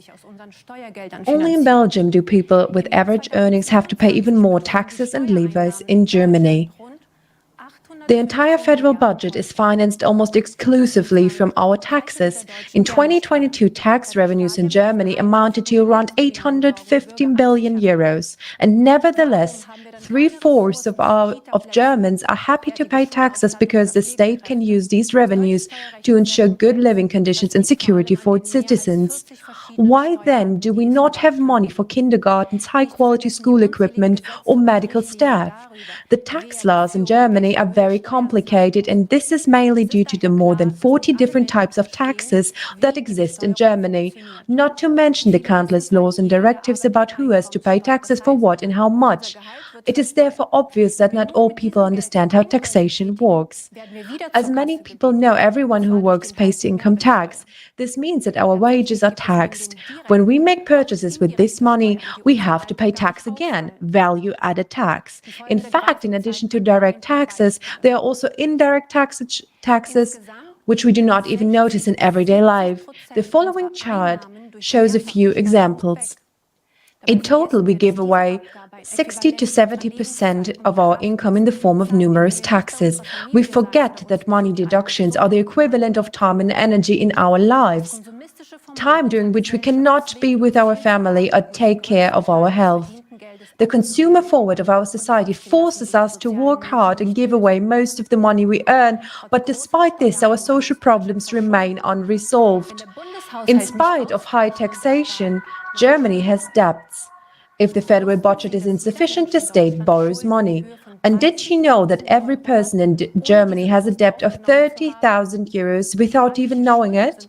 Public debts are our debts, yours and mine, without our consent. Is it acceptable to take out loans for another person without asking them?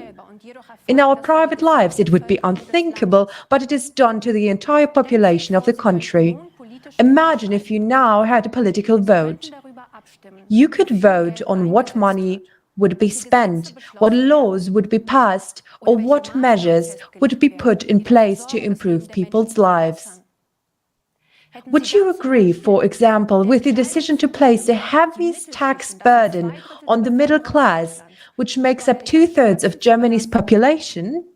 The middle class, small and medium-sized enterprises contribute significantly to the financing of public expenditure by paying high taxes and social security contributions.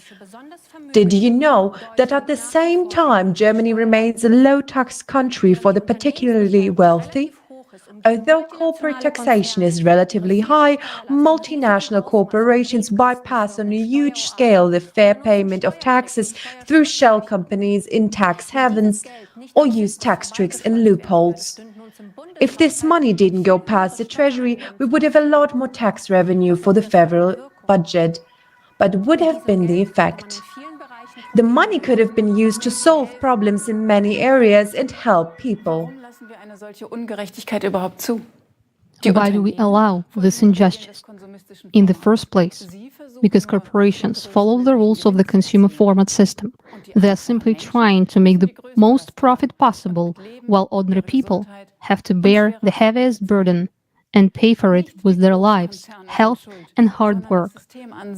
The culprit is not the big corporations, but the system itself, which is built on this principle of injustice. Inflation is an additional burden of the middle class.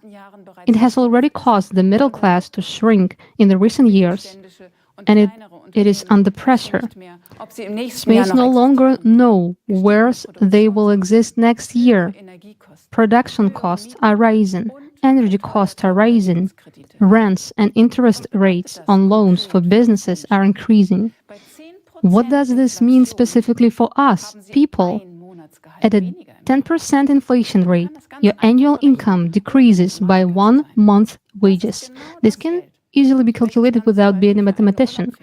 That's exactly the money you don't have enough for a holiday, for example. Experts say that inflation has just begun, and if we do nothing, once it gets worse, it will be hard to stop. We will soon take a closer look at the artificially of crises and show that the format of consumption is programmed to create crisis and inflation.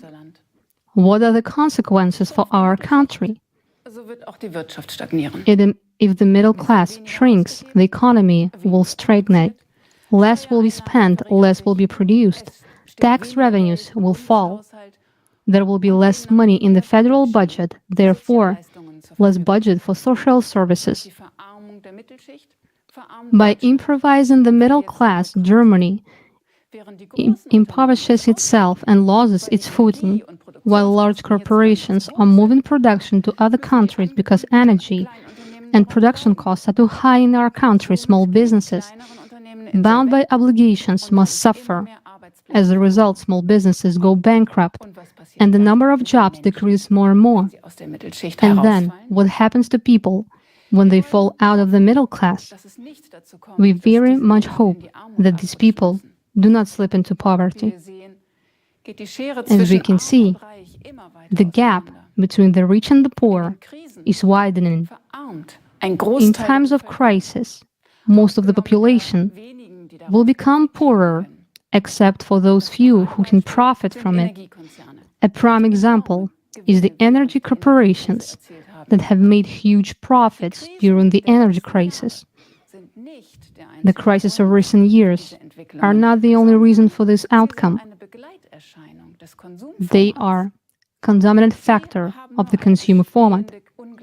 They have only highlighted and, of course, further exacerbated the existing inequalities and vulnerabilities of people in this consumer format of society. What processes are really behind this?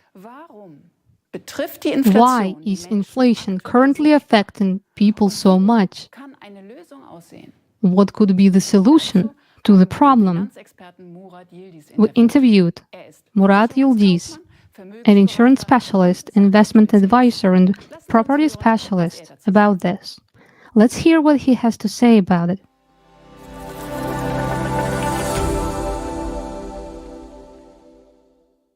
The topic currently discussed the most, as well as during the last few years, is inflation. That means it has always existed. But now, during the last 2 to 3 years, inflation has been so high that unfortunately, everyone feels its impact, and every day, while shopping, we can see the value of money depreciate. In this respect, unfortunately, things look gloomy. And no matter how bad it sounds, this is just the beginning. So, I believe that in the nearest year or two, the situation will only worsen. Regarding the economy doing well, I'll leave that aside. I wouldn't put it that way. That's the way they're presenting it.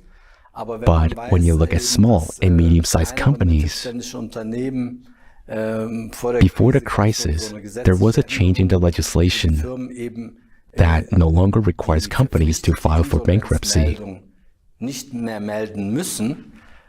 which means that many companies that should have been closed down due to their financial reasons still exist. And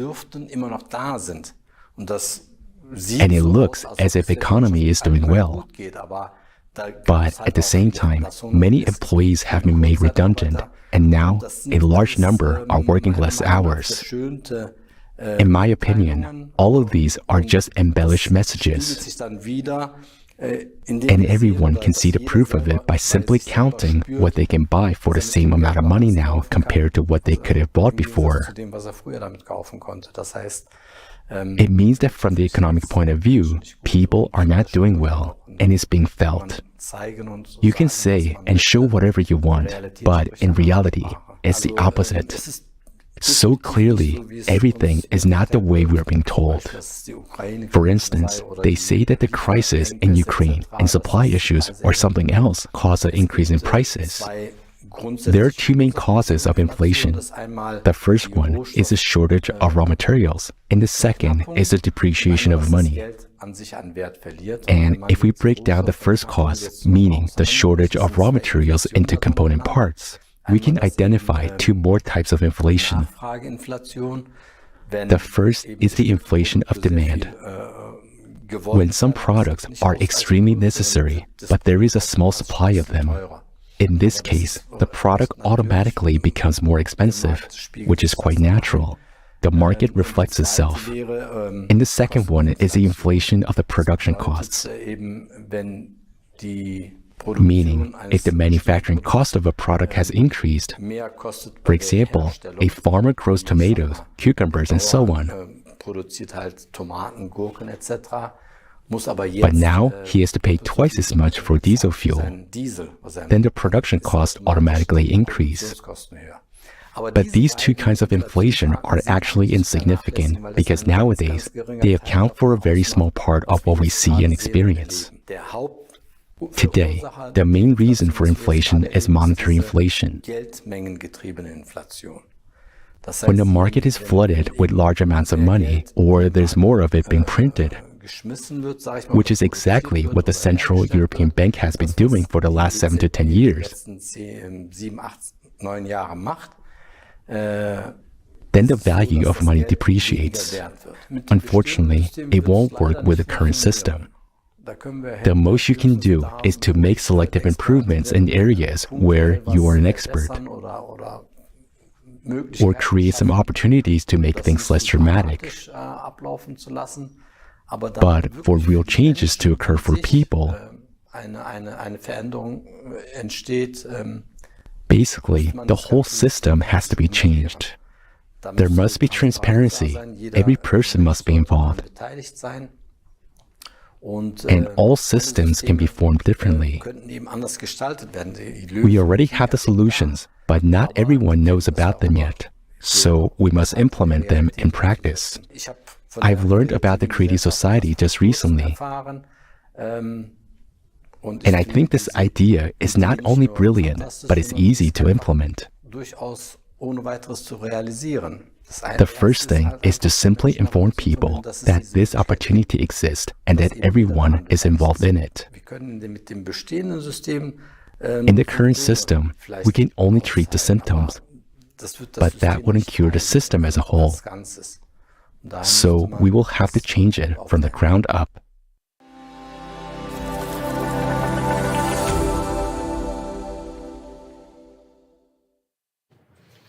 Warum ist unser jetziges konsumistisches Why is the current format of our consumer society not suitable for solving society problems?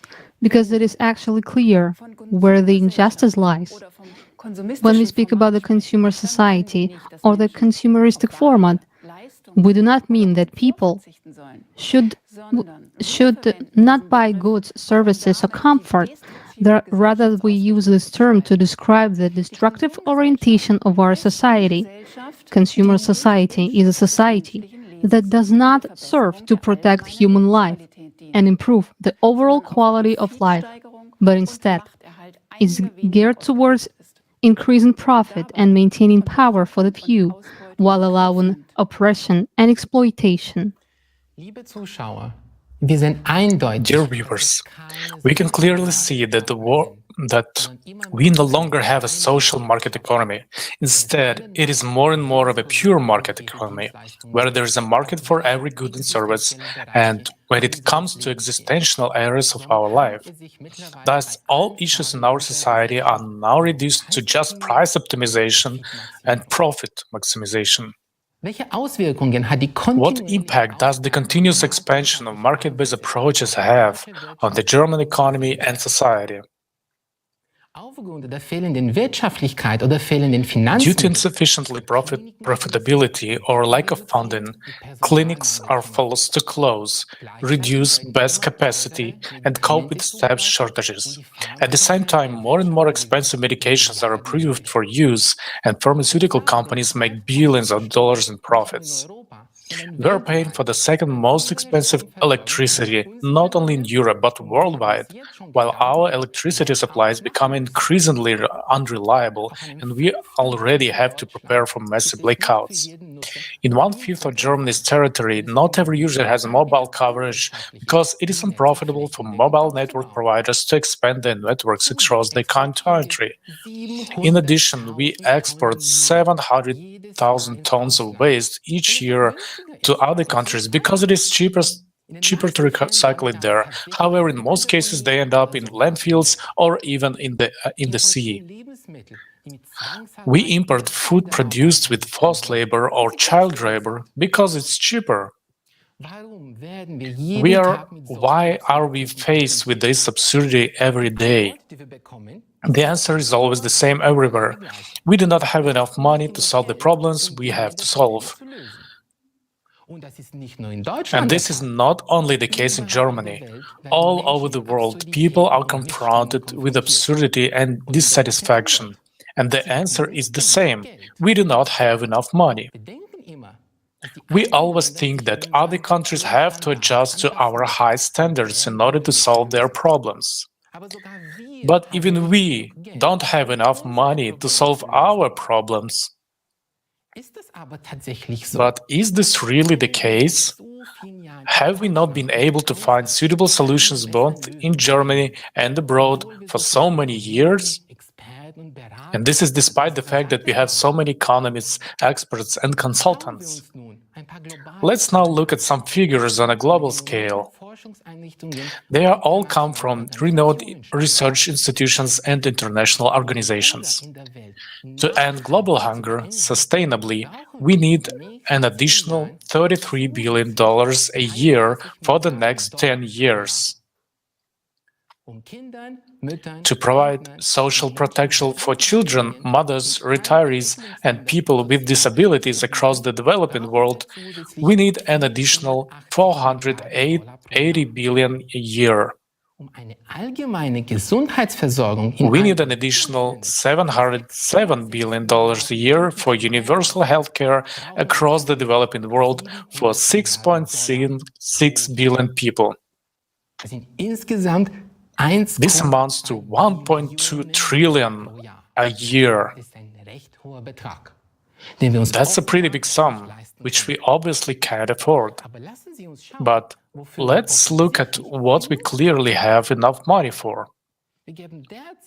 We are currently spending $571 billion a year worldwide to subsidize renewables and electric cars, even though they are inefficient, unprofitable, and environmentally unfriendly. But one thing is certain, is that private profits are financed with the public money. That's the fact. Over the past 20 years, we have spent an average of $1.8 trillion a year on wars. That is, we spent money on steadily increasing private wealth and on killing each other. And it's even twice as much, $2.4 trillion, as we are spending on urgent solutions to pressing problems. Isn't that crazy? And at the same time, there are about 300,000 ultra-rich people in the world with a personal wealth of more than $30 million. Their total assets amount to $36 trillion. It turns out that we have more than enough money to solve all the problems on the planet. But we just don't do this. And if we look at the global distribution of wealth, that is what we find. 1% of the richest people own almost 50% of the world's capital, of the world's wealth. The 12th richest people own almost 90% of the world's wealth. The poorest 55% of people on the planet own almost nothing. Let us now look at the distribution of capital in Germany. In our country, private capital totals more than 15 trillion euros. However, it is distributed very unevenly. The richest 10% of Germans own more than 50% of all wealth. The richest 20% of Germans own about 80% of all wealth. The poorest 50% of Germans own almost nothing, and the poorest 60-70% of Germans have next to nothing.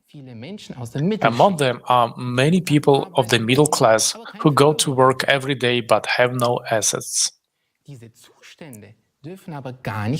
All this is not surprising at all, although it is proclaimed everywhere that the economy is aimed at improving the lives of everyone. In reality, this is not the case. Both the global economy and the German economy do not exist to provide all people or Germans with goods and services, but instead it makes rich people richer. And this goal not only determines our economic actions in everyday life, but is deeply rooted in our economic doctrine. What does the term economy mean anyway? According to the German version of Wikipedia, it is the entirety of all institutions and actions that serve the planned satisfaction of needs. This sounds reasonable at first. Now let's take a look at Gabler's acclaimed encyclopedic dictionary. It further clarifies the following. The goal of the economy is to ensure subsistence. This is exactly what we are clearly failing to do, and in its capitalist form to maximize profit and pleasure by means of entrepreneurial freedom. At the same time, generating dependency, whether on suppliers or products, and growth until the not necessarily desired but expected collapse of the system happens. Not a bad perspective, is it? But what is particularly interesting is that the very first definition of the term economy goes back to Aristotle. There he distinguishes between economics, oikonomikos, Greece, housekeeping or household management for the satisfaction of needs, and chrematistics, the art of acquiring wealth. What do we do? Economics or chrematistics? The famous American economist Milton Friedman published an essay in the New York Times in 1970 titled "A Friedman Doctrine: The Social Responsibility of Business is to Increase Its Profits." There, he argued that a corporation has no social responsibility to the public or society. Its only responsibility is to its shareholders. Such arrogance. So there is no responsibility to patients in the hospitals, consumers of electricity, mobile phones, in other words, to us, the people. How inhumane it is. And how do we organize the so-called economy? According to the interaction between supply and demand, right? Everyone knows an increase in supply leads to a fall in prices, and increase in demand leads to an increase in prices. But the consequences of this are counterproductive to the point of absurdity. If we have high levels of production or overproduction, for example, in agriculture, we should be happy to have more. But for producers or farmers, in our example, it is sad news if prices fall heavily and they earn less than when production of yields are normal. When we face a crisis of shortage, it is a blessing for a few suppliers who still have goods in stock and can sell them at very high prices. While most starve or suffer, a few make a profit.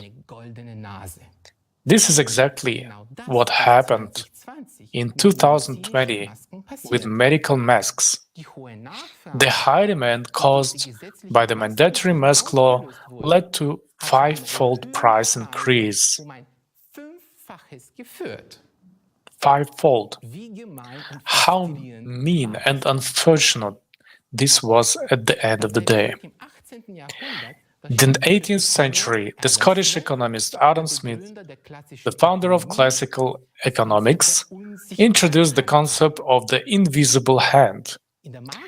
In a market economy, the invisible hand is supposed to be an unobservable force that automatically brings supply and demand into equilibrium.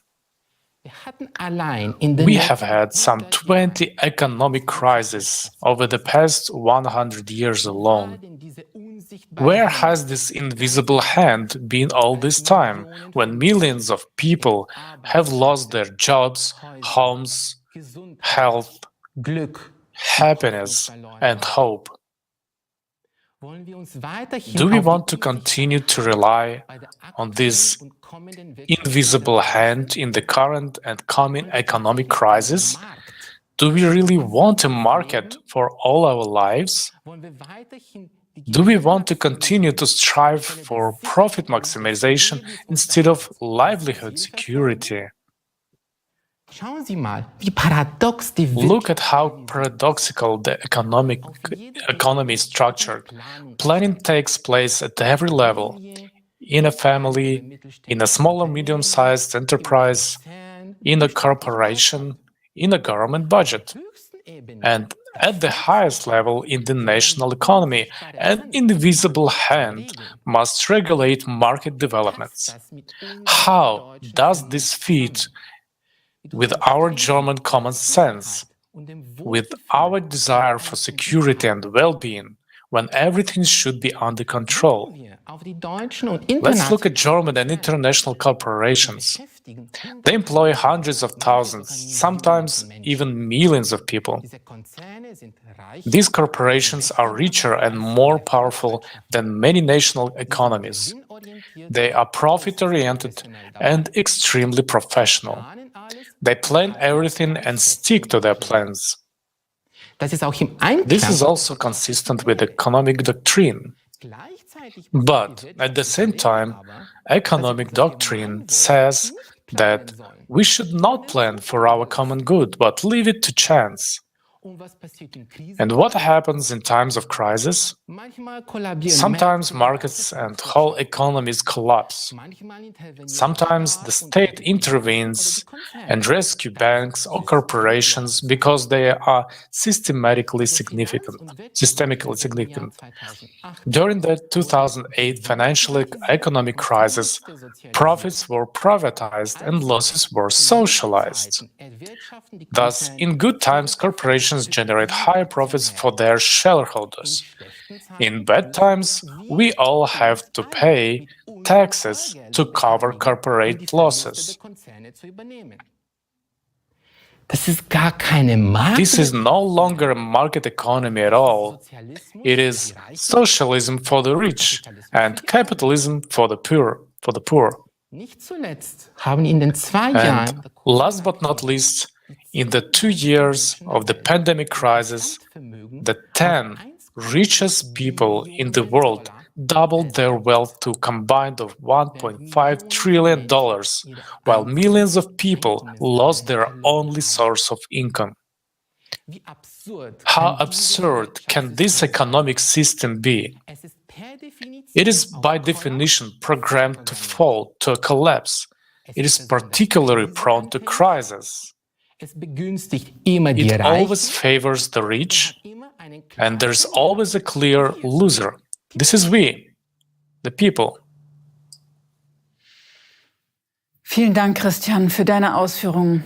Ehrlich gesagt, Thank you, Christian, for your explanations. Honestly, it's quite sobering to hear that our economic system doesn't really provide for social justice because everything is aimed at increasing profits rather than meeting our real needs. Du hast recht, Sylvian. Yes, you're right, Sylvian. Even though we hear about economic growth every day, the population is getting poorer. At the same time, the definition of the concept of the economy says that it should provide people with a livelihood. But today, things are different. Social injustices and crises are taken into account and even systematically planned. But does that mean that we should continue to do so?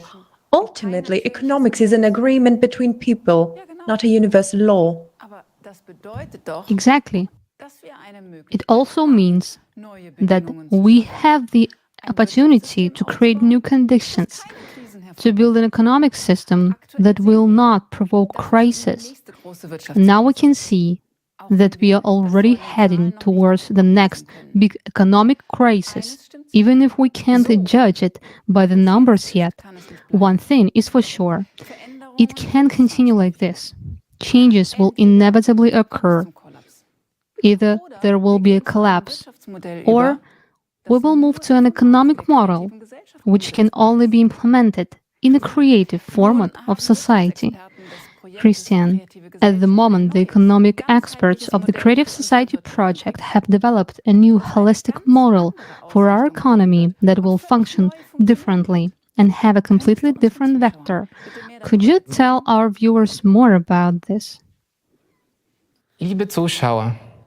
Dear viewers, dear people, we urgently need a completely new economic model that guarantees sustainable benefits for all of us and will maximize our prosperity. I'm often asked, is this even possible? History shows us no positive examples. Yes, it is possible.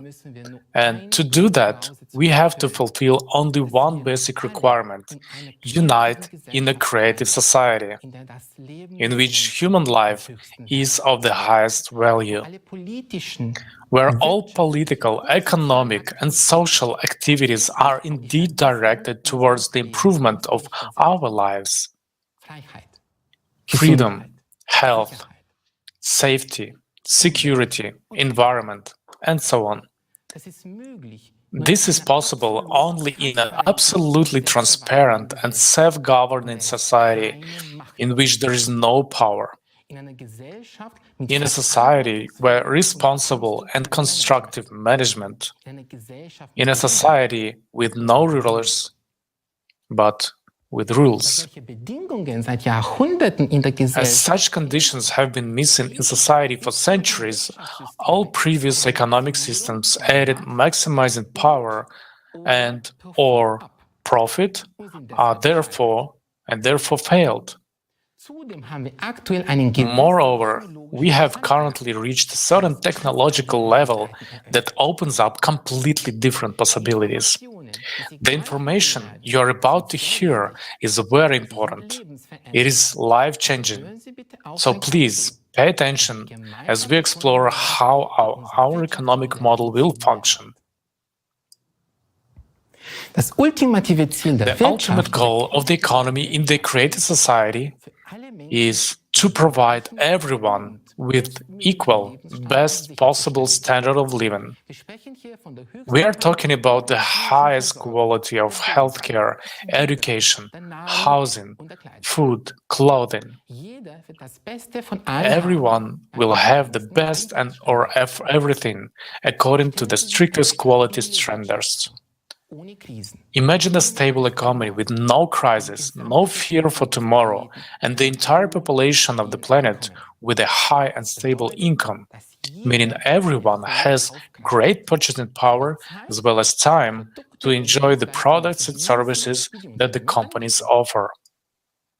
To achieve this goal, the economic system needs a comprehensive transformation, which will happen in two stages. First, we need to transition from our current economic system to the economy of the creative society. This transitional period will last for about 5 years. A very important change will be the introduction of a single monetary unit created by a single World Bank that belongs to and is controlled by the society. An important condition that will be fulfilled immediately when we transition to the new system is the cancellation of all debts for countries, companies, and individuals. From that point on, it will be forbidden to lend money at interest. If you need money, you take it and pay back the same amount. The key element of the new economic model will be that every human will be receiving a monthly, unconditional basic income equivalent to $10,000 US. This will create a high purchasing power for each member of society and ensure a stable demand for goods and services, which, in turn, will create conditions for the sustainable growth and development of businesses. With the help of an AI, the economy will be planned by and for the benefit of society as a whole. The worldwide demand will be formed by people themselves and analyzed by AI, which will be able to predict the required volume of production of food, goods, and services to provide each person everywhere in the world with everything necessary. This will ensure the most optimal allocation of resources and production volumes at the worldwide level. The demand for all goods and services will always be available online and accessible to everyone. For example, you want to start a business and inquire about opportunities in the field of your choice. The AI gives you a prediction about the current and projected requirements for this industry, and you decide what to produce or offer, and it will have a guaranteed demand. All new technologies will belong to society and will be fully available to any company. This will make it possible not only to automate the processes of production and economic activity of companies with the help of AI, but also to create conditions for improving the quality of products and services.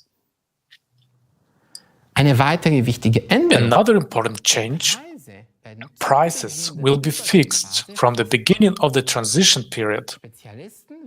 With the help of AI, specialists will calculate optimal prices for all goods and services, taking into account logistics and production costs.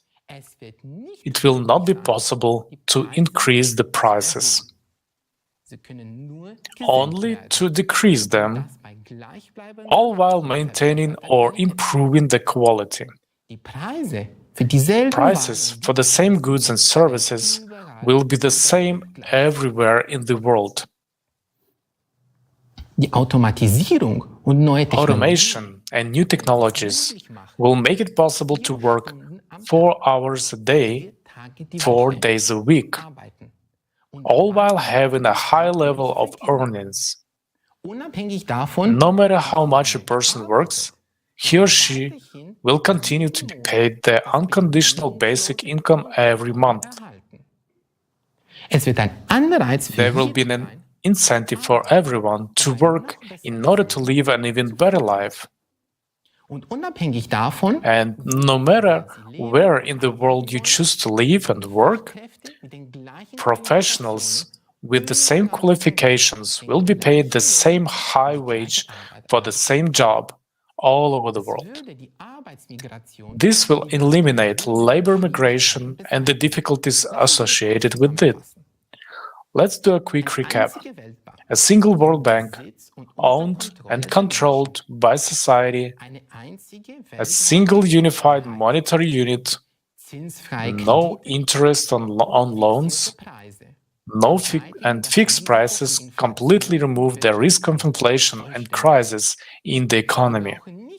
We no longer need to seek for the balance between supply and demand for money, between the amount of money in circulation and goods and services on the market. If today the competition is built on money, on price reduction, in the transitional period, companies will compete on quality. A predictable demand, fixed prices, a single monetary unit, no interest on loans, and full access to new technologies give businesses enough room to improve quality and make good profits.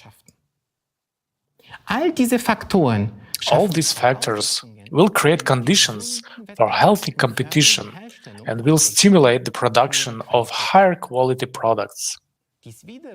This, in turn, will ensure a high standard of living for everyone. In the creative society, we will create such conditions where corruption and the influence of individuals on politics and economy will be impossible.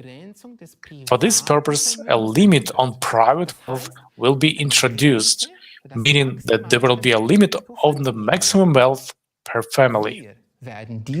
We will determine this limit together as a society. Let's say it will be 10 million US dollars. Such a fortune is more than enough for a comfortable, wealthy life. But it's not big enough to start the war. The world's resources, strategic industries, and life-supported enterprises will belong to the entire world community, including the mining industries, energy production, development of new technologies, healthcare, the production of medicines and medical equipment, the telecom infrastructure, the financial system, and large agricultural enterprises. At a certain point in time, after preparing all the necessary conditions and maintaining a new economic framework, we will choose a date on which the new economy of the transition period to the creative society will start.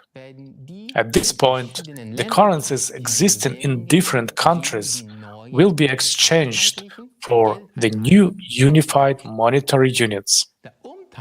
The exchange will be made taking into account the wealth limit. If the savings exceed the maximum threshold set by society, the rest of the money is not exchanged. At the same time, all debts will be nullified, prices will be fixed, and the unconditional basic income will begin to be paid to every person. Wir lesen oft in den Kommentaren und werden Folgendes gefragt. We often receive questions in the comments because people cannot imagine this at all in the current consumerist format. Where are we going to get the money in the new economic model in order to pay everyone an unconditional basic income of 10,000 US dollars? This is indeed a very good question. But before we answer that question, let's understand that money actually is what money actually is in general. We use money as a medium of exchange to facilitate the purchase of goods and services. It doesn't matter whether it's made of metal, paper, or it's just numbers on a screen. For centuries, gold and silver had been used as money. But over time, people came up with the idea of depositing their gold in a bank and getting a receipt stating that the bank owed them that amount of gold. These receipts or banknotes were used as money. This system was called the gold standard. But after the 1970s, the gold standard was abolished altogether. Governments around the world decided that money would no longer be backed by gold, and now money is not backed by anything. Where once the value of money was determined by gold, now it is only backed by our trust. Money is simply an agreement. Anyway, in a world where you have to pay for everything, we depend on money. And people spend most of their lives earning money. And for money, we are willing to do what we are told. Whoever has the money has the power. More money, more power. In the consumerist format of society, money is the key instrument of power. And this instrument has a master. So, who is the master of money today? In today's financial system, money is created by the central banks of the countries, although these banks do not always belong to countries. In the United States, for example, the central bank is the Federal Reserve. But did you know that the Fed is owned by private bankers? But more interestingly, over 90% of the money is created digitally by the private banking sector. So most of the money in the world is private. It is owned by someone. It does not belong to the government. It's private property. There are trillions of dollars in private hands at the moment. That's the root of the problem. Money belongs to a small group of people, not society. And no matter how we try to earn it, the money always goes back to its owners. But here's the good news. Economics is not an exact science. There is not a single law in economics, like the law of gravity in physics. In economics, there are no axioms or postulates. The economy is simply an arrangement, an agreement between people. And that means that we can change it. We are used to thinking that money belongs to someone else. It is public, international, private. But in the creative society, money will belong to society itself. As we said earlier, there will be a single World Bank that will be owned and controlled by society. The function of this bank will be to create and redistribute money for the needs of society. A new, single, unified monetary unit will also be introduced. With this introduction, other currencies will cease to exist and all savings and income will be exchanged for them. Private banks will no longer be able to create money, and there will not be private banks anymore.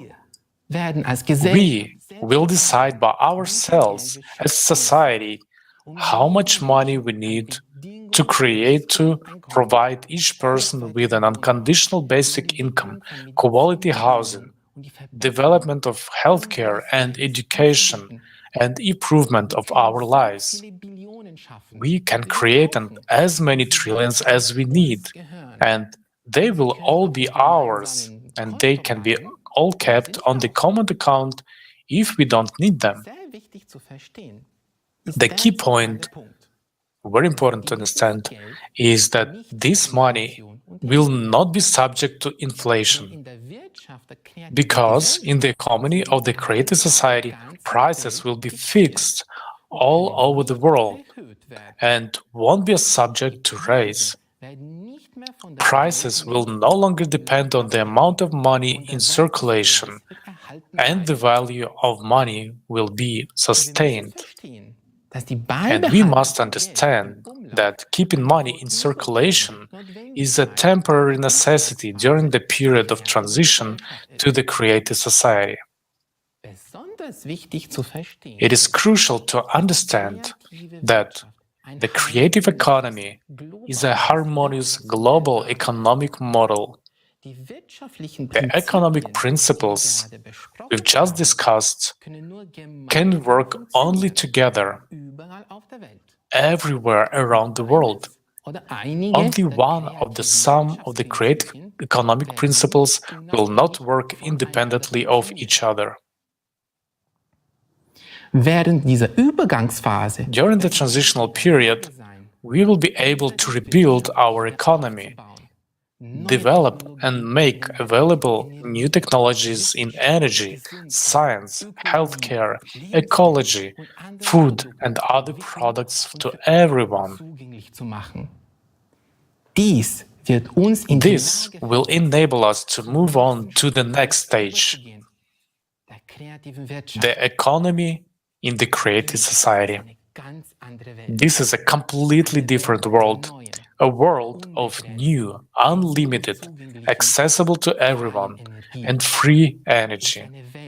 It is a world of new technologies for the production of goods and food throughout the control of elementary particles. Through the control of elementary particles. In this world, we will no longer need money. In the creative society, each of us will be rich, confident in the future, and free to live the life each of us wants. Vielen Dank, Christian. Ich muss ehrlich sagen, dass Thank you, Christian.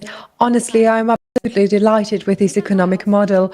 With such a reorganization, we will have a lot of free time. We will have time for our families, for hobbies, for activities to which we could devote ourselves with joy and dedication. It's a life without a fear of poverty and social decay. Entrepreneurs will also have more safety, social recognition, and opportunities to develop in the creative society. Unfortunately, with the present-day economic system, we do not have such prospects. Another aspect that is increasingly destabilizing our economy is the progressive climate change. According to the Global Risks Report 2022, extreme weather events and environmental pollution are the main threats to the global economy. But climate change is not just a financial threat to our economy, it's also an existential threat to humanity as a whole. And this is what we will talk about in our next thematic block.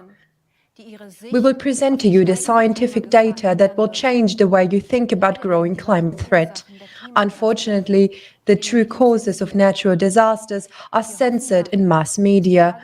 Therefore, we hope that the presented facts, which are scientifically grounded and which are able to verify, will reach as many people as possible.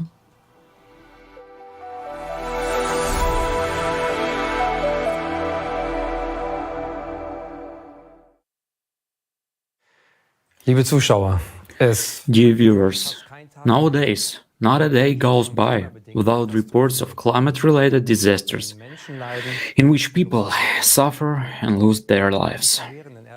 Whether it's devastating earthquakes in Syria and Turkey, the tropical storm in New Zealand, or the floods in Australia.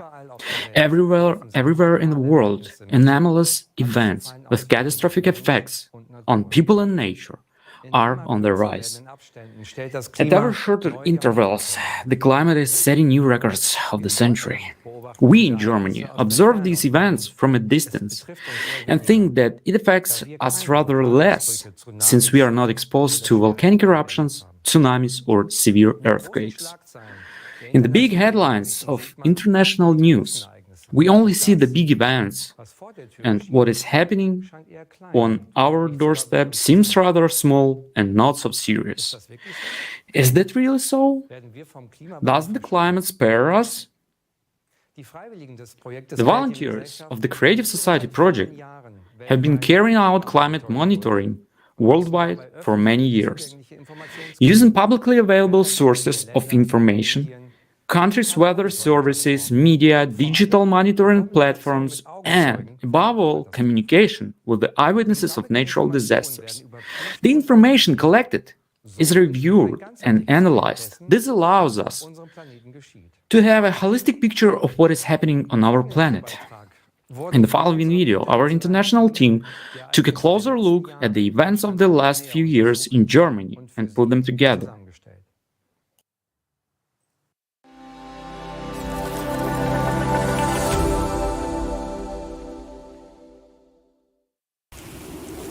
Climate change is a reality, and its consequences are being felt all over the world.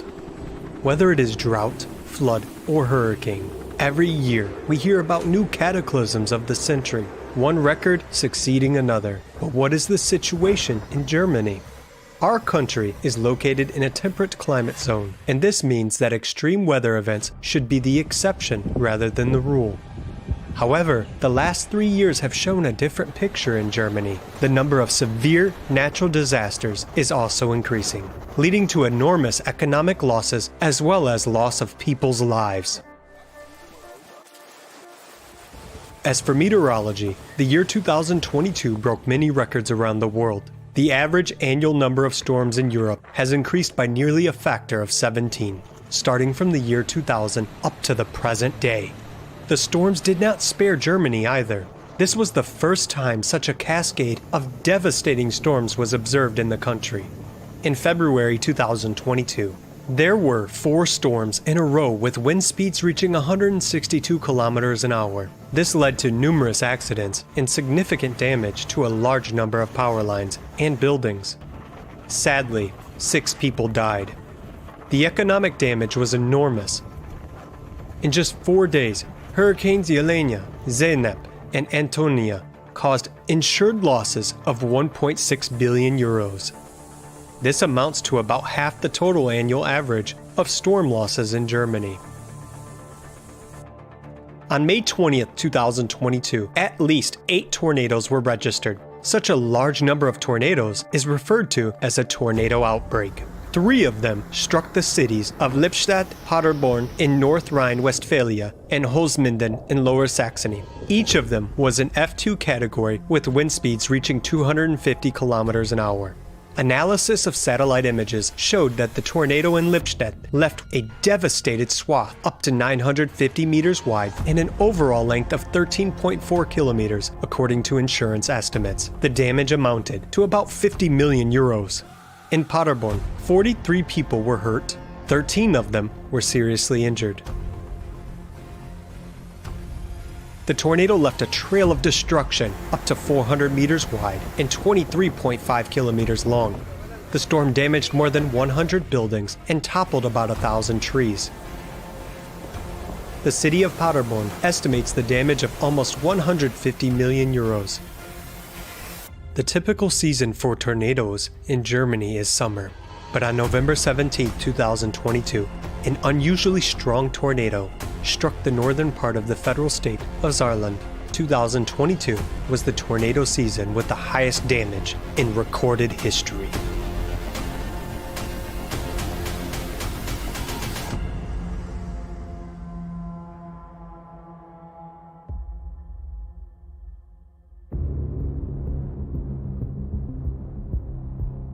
The summer of 2022 was the hottest summer in Europe in at least 500 years. It is unusual that the highest daily temperature in Germany was recorded in the north of the country. On July 20th, a new temperature record of plus 41 degrees Celsius was set in Hamburg-Neuweidenthal. On June 19, 2022, the earliest snowmelt in 62 years was recorded on the Zugspitze. The height of the snow cover was only 84 centimeters. The year before, it was 4 meters during this period. New heat records have been set this winter.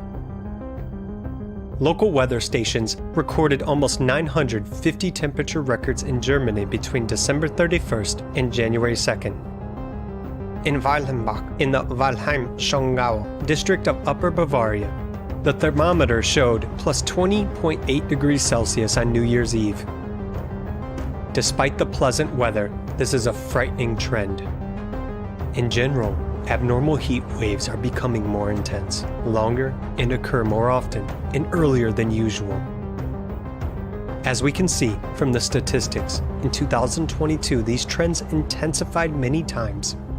Extreme heat has also affected people's health. Its negative impact on the cardiovascular system poses a direct threat to life. The heat and lack of rain led to the worst drought in Europe in 500 years. At least 64% of the EU territory was affected. This had a strong impact on the water supply and the agricultural sector. In Germany, the drought mainly affected the amount of grain harvest, which was well below the multi-year average. The Agricultural Association expects even more difficult climatic conditions in the future. Forests also suffer greatly from the pronounced drought and heat. due to a significant lack of water, which couldn't be compensated even by short and heavy rains. Forest owners have suffered a loss of 12.5 billion euros since 2019. And since 2018, about 400,000 hectares of forest have died due to rising temperatures and drought. This area can be compared to more than 500,000 soccer fields, or 1.5 times the area of the federal state of Saarland. The condition of water bodies in Germany has also deteriorated sharply as a result of the drought. Large rivers and reservoirs are becoming catastrophically shallow. The water level of the Rhine, one of Germany's most important trade arteries, has dropped to a record low. Shallowing of the Rhine caused a chain of problems. Shipping was practically halted. Supply chains were interrupted, resulting in a fivefold increase in transportation costs. Low water levels in the rivers also affected energy suppliers, because, on the one hand, coal transportation was severely hampered, and on the other hand, the output of electricity generating power plants had to be reduced in order not to endanger the river ecosystem by discharging warm water from the cooling systems.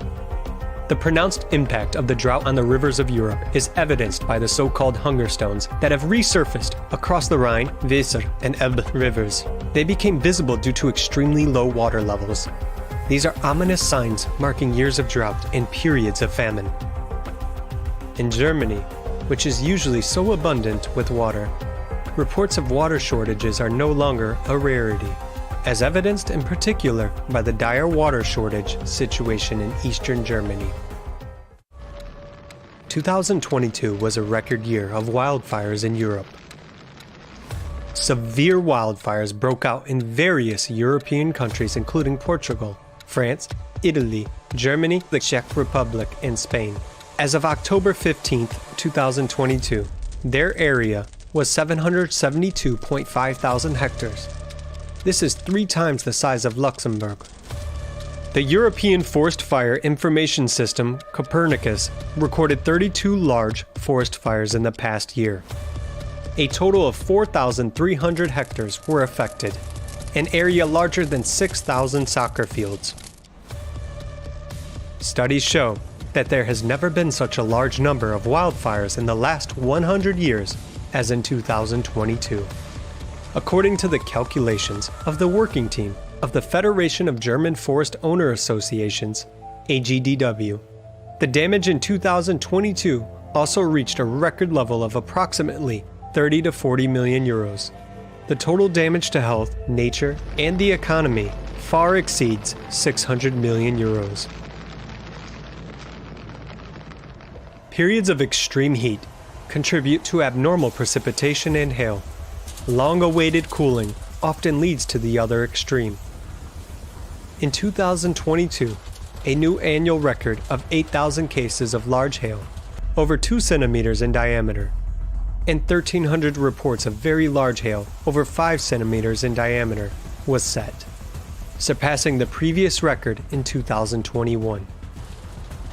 In Europe, 215 people were injured and 1 child killed in a hailstorm. In Germany, more than 25,000 hectares of farmland were destroyed by hail, resulting in a loss of about 50 million euros.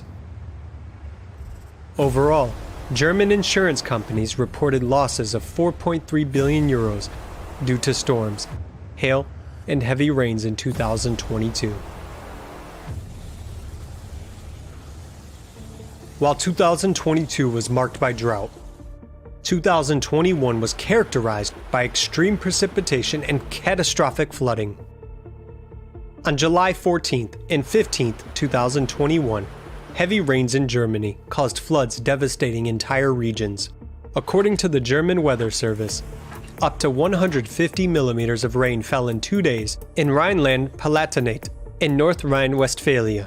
The water level in the Ahr River has reached a historical record of more than 5 meters.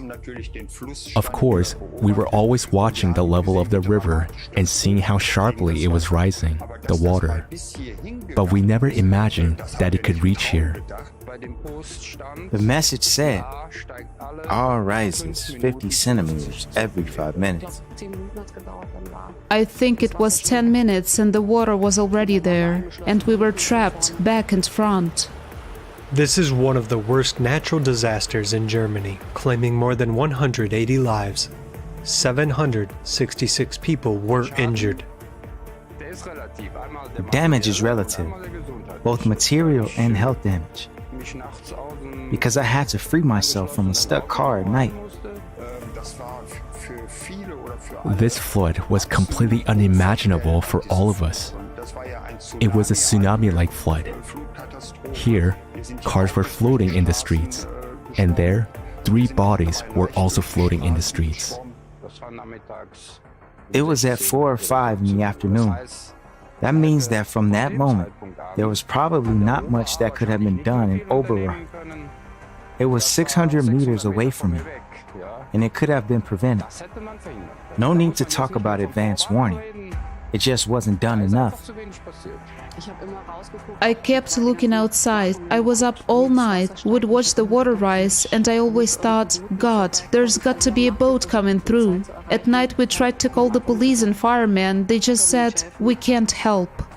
As of 2021, the German Insurers Association estimated insured damage from natural disasters in Germany at 12.6 billion euros. More than at any time since statistics first began since the 70s. Up to this day, more than a year and a half after the July 2021 flood in the Ahr River Valley, described as the most devastating in a century, affected people cannot return to their homes. The place where we live in Germany is a tragedy. We help everywhere. We help everyone. We want to help everyone, even though we are in a very difficult situation ourselves.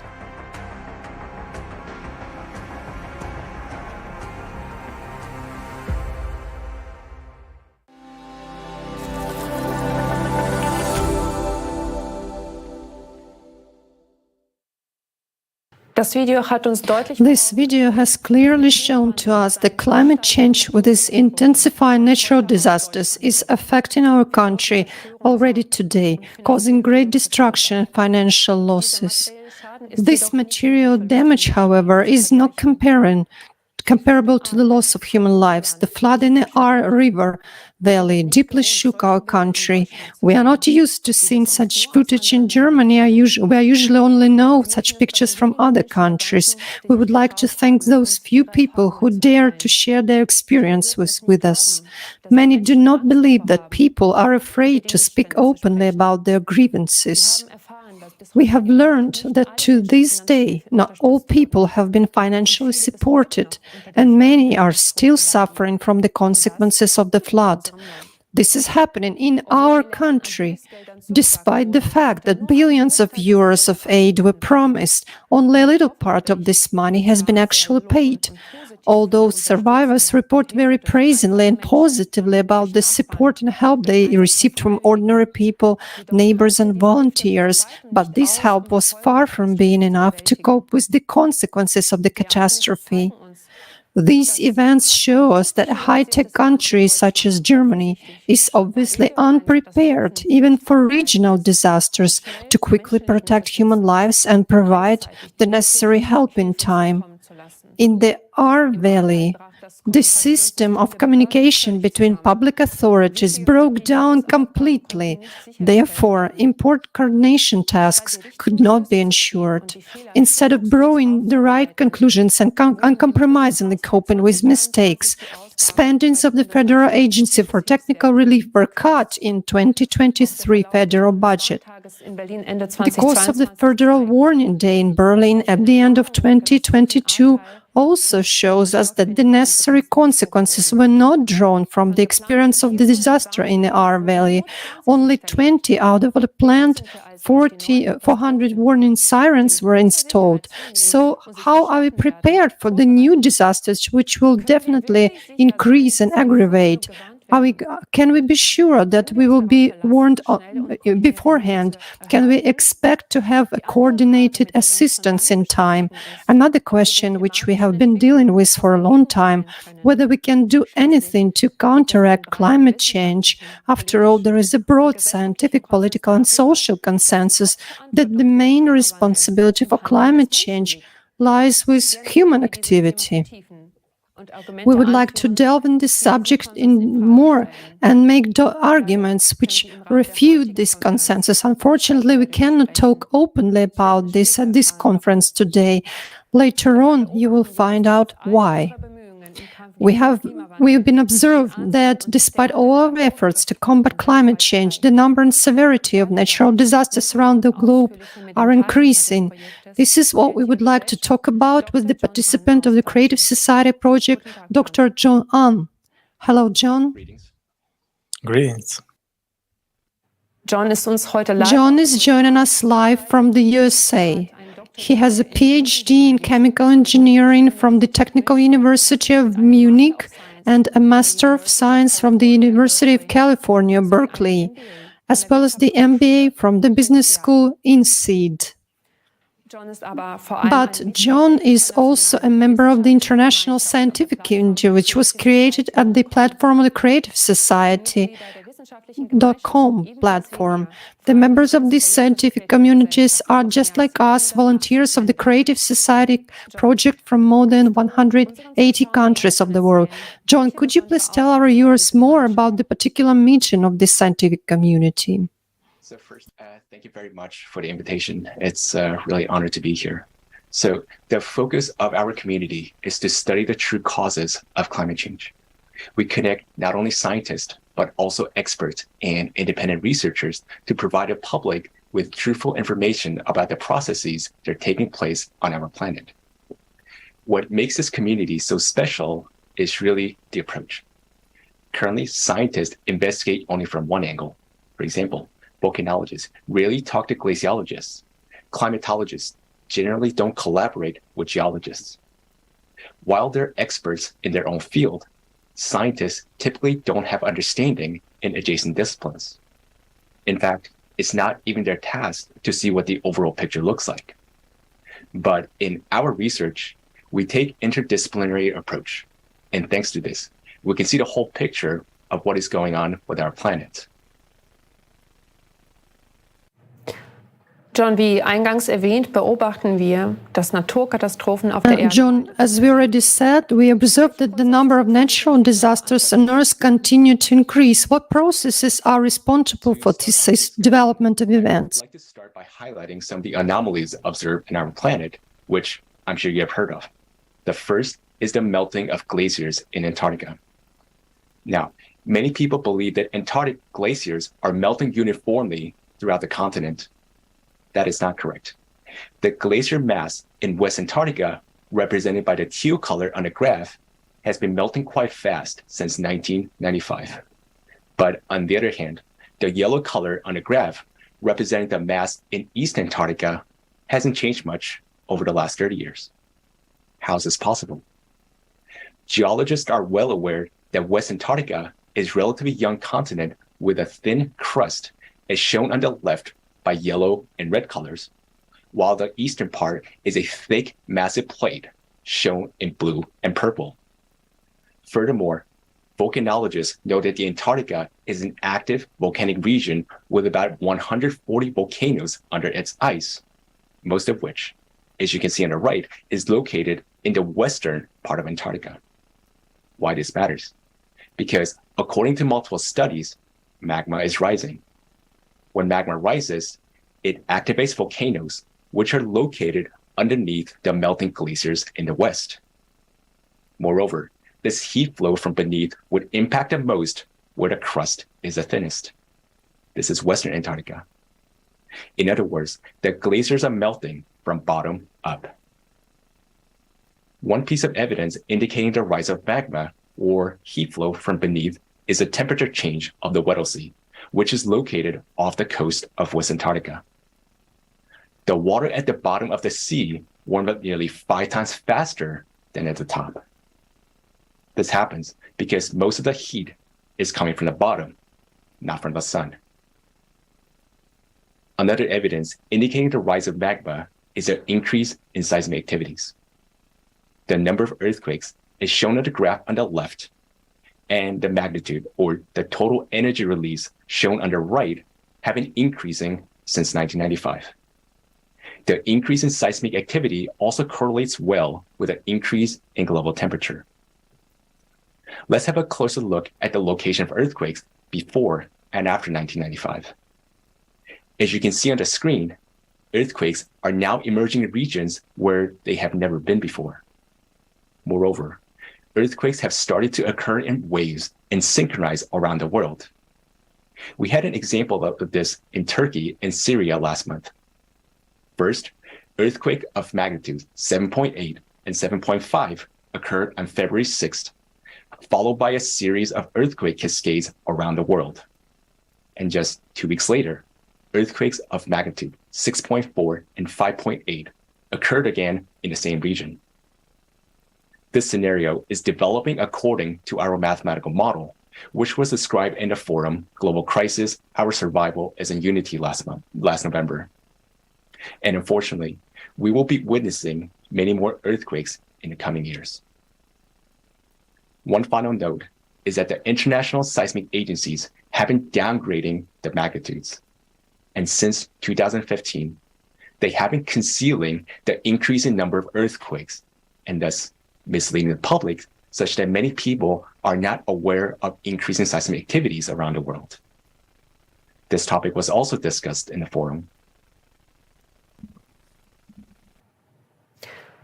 The earthquakes in Turkey and Syria have shocked the whole world. Volunteers of the Creative Society are currently preparing a report with numerous eyewitnesses where we will show what people are going through and how much all this affects all of us. This report will be presented at the upcoming forum Global Crisis, There is a Way Out, which will take place on April 22nd, 2023. In addition to the growing climate challenges, the forum will discuss such topics as the collapse of the world economy, the threat of the development of artificial intelligence, and the aggravating climate crisis. This forum is a very important event for all of us. People from all over the world will find out together what solutions are available to us as united humanity to face the challenges of the future. Let's return to the question why such events will become more frequent. John, you've pointed out that earthquakes are becoming more frequent and stronger because of the rise in magma. But what is the cause of this? Let's go back to 1995, when a series of changes began to occur inside our planet. As shown on the slide, one example is that since 1995, the magnetic North Pole started to drift quicker, about 4 times faster than the norm. Also, the magnetic field has weakened by 15% from the norm by 2015 and declined even further since then. We're now seeing, as a result, the northern lights becoming more intense and penetrating to more southern latitudes. Furthermore, unusual phenomena in the atmosphere have been observed recently in different parts of the world, including Germany. And since 1995, the rotation axis of the planet sharply shifted, as indicated on the left, and moreover, the rotational speed of the Earth, which typically goes through cycles of acceleration and deceleration, began to accelerate much faster in recent cycles, as shown by the right by the steeper yellow lines. Now, what could cause the changes in the magnetic field, axis of rotation, and the speed of rotation? It is a core of our planet, something that synchronizes and stabilizes all processes on Earth, something that has been stable for a long time. But the core abruptly shifted to the north, towards Siberia, around 1998, and it is now destabilized. Why is it significant? Do you recall the emphasis on the rise of magma? The destabilization or imbalance of the core accelerates the rotation. You can imagine a wobbly sphere increases the centrifugal force and causes magma to move further away from the center towards the surface. And when magma rises, it exerts more pressure on the Earth crust, which triggers seismic activities and opens up new fracture zones. This allows water from the surface to escape into the Earth's interior, drying up lakes and rivers, even though precipitation and floods are increasing. In addition, the rise of magma causes increase in volcanic activity, heating of the glaciers and oceans from bottom up. Okay, so the processes we are observing are all related to the changes in the Earth's core, which have been registered since 1995. What actually triggered those processes? Is this a unique phenomenon? It is related to cyclicity. Every 12,000 years, our planet goes through major climate changes, has more natural disasters like what is observed in recent times. For example, geomagnetic excursions occurred about every 12,000 years. According to geological evidence, the magnetic field has weakened during this period, similar to what is happening today. Moreover, the ice core studies indicate that the volcanic activities increase every 12,000 years. This is shown by the figure on the left. Note the periodicity of the big red circles, which reflects the size of the eruptions. You can notice that the volcanic eruptions are particularly more catastrophic every 24,000 years, and we are currently about 24,000 years ahead from that previous period. So what does that tell us? We're about to go through major climate catastrophes. What we have seen so far is only the beginning. Many more are ahead. And based on our mathematical model, already in 2028, just 5 years from now, there will be nearly 700 destructive earthquakes per day. Life will soon become unbearable. In addition, economists from various countries estimate that the world's GDP as early as 2030 will not be able to cover all the losses from natural disasters. Our planet had made through previous cycles, albeit with great losses, but not this time, because we humans have destroyed the ecology of our planet and killed its immunity, the self-defense system. More on this topic was voiced on last November's forum. Watch it, and you will understand that we urgently need to act. This information gives us entirely new prospects of perspective of climate change as opposed to what we understand by it today and how we try to solve this problem. But in your opinion, is there a way out of this situation? What can we do to oppose the increasing climate change? We first need to identify the true cause of the problem. In light of this, it is important to note that similar changes are occurring recently on other planets of the solar system. Just like on Earth, on Uranus, Jupiter, and Venus, for example, the temperature, wind speeds, the size of the storms, and volcanic activities are increasing.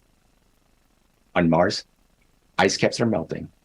Subglacial lakes and strong Marsquakes caused by the activation of magma in the Martian mantle are found and observed. Because similar anomalies are observed on other planets, this indicates that there is some external factor, some sort of energy, let's call it external cosmic radiation, entering our solar system, energizing the interior of planets, and leading to changes in climate.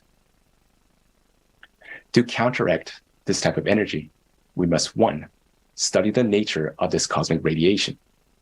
2, find a source of energy equivalent or superior to this external energy impact and learn to use it. Only then will we be able to stop the catastrophic effects on our planet. While this type of energy has not yet been studied by modern science, many closed laboratories are already conducting research in this direction. Unfortunately, not to stabilize the core of our planet, but for military applications. Scientists working in this area have the necessary skills, experience, and understanding that the world-famous Nobel laureates and grant eaters have never even heard of. But these essential scientists will not be able to work on our survival because no countries will let them, as long as our world continues to live in a consumerist format, the format of the eternal race for domination, influence, and power. Because every state in the race for domination will hide its real best minds to the very last. So the real essence of the climate problem is that scientists cannot be united in the current format of society. Thus, if we really want to survive, we should change the very format of society, the very model of our social organization. We need such a format of society which would provide no conditions for wars to break out and where it will be impossible for few to rule over billions. And it doesn't matter what this format will be called. What is important is the conditions it will create in society, the conditions where human life will have the highest value. This format is what we call creative society. Creative society forms such conditions in the world in which we will finally end the competition for profit and power. And most importantly, we can bring real genius scientists together. Only this will give humankind a chance to find ways to counteract this cosmic radiation, to stop the destabilization of the core, and to prevent the growth of climate catastrophes. In the creative society, humanity gets a chance to survive. And what's more, we get a chance to build a unified civilization as we should be, so that never again will humanity face such threats. Creative society is our real chance for life. Vielen Dank, John, für diese Thank you so much, John, for this valuable report. The fact that we have the opportunity today to learn the research results of the international scientific community is crucial for us, because honest and conscientious scientists today are trapped in a profit-oriented format, and they do not dare to inform the world public about the real threats and upcoming events because of fear of losing their position, fear of public slander, or because they are censored. In today's conference, we had to bypass certain topics because a few weeks ago, the global initiative Creative Society has faced a massive removal of channels in different countries. First of all, it is unjustified, and without any warnings, videos and channels are deleted which talk about the real causes of climate change. Why? Because people would be able to ask the logical questions. Why are we paying for decades for measures that do not stop climate change and do not help the victims of climate disasters? Mass media giants not only infringe on freedom of speech, but they endanger all of us and themselves as well. Because of false theories, we lose precious time and resources, but it is exactly what we need urgently right now to mobilize our strengths as a united global community in the face of increasing cataclysms. Every day of lost time means the loss of human lives. Today, using the example of Germany, we have seen only a fraction, a small part of what people around the world have to experience.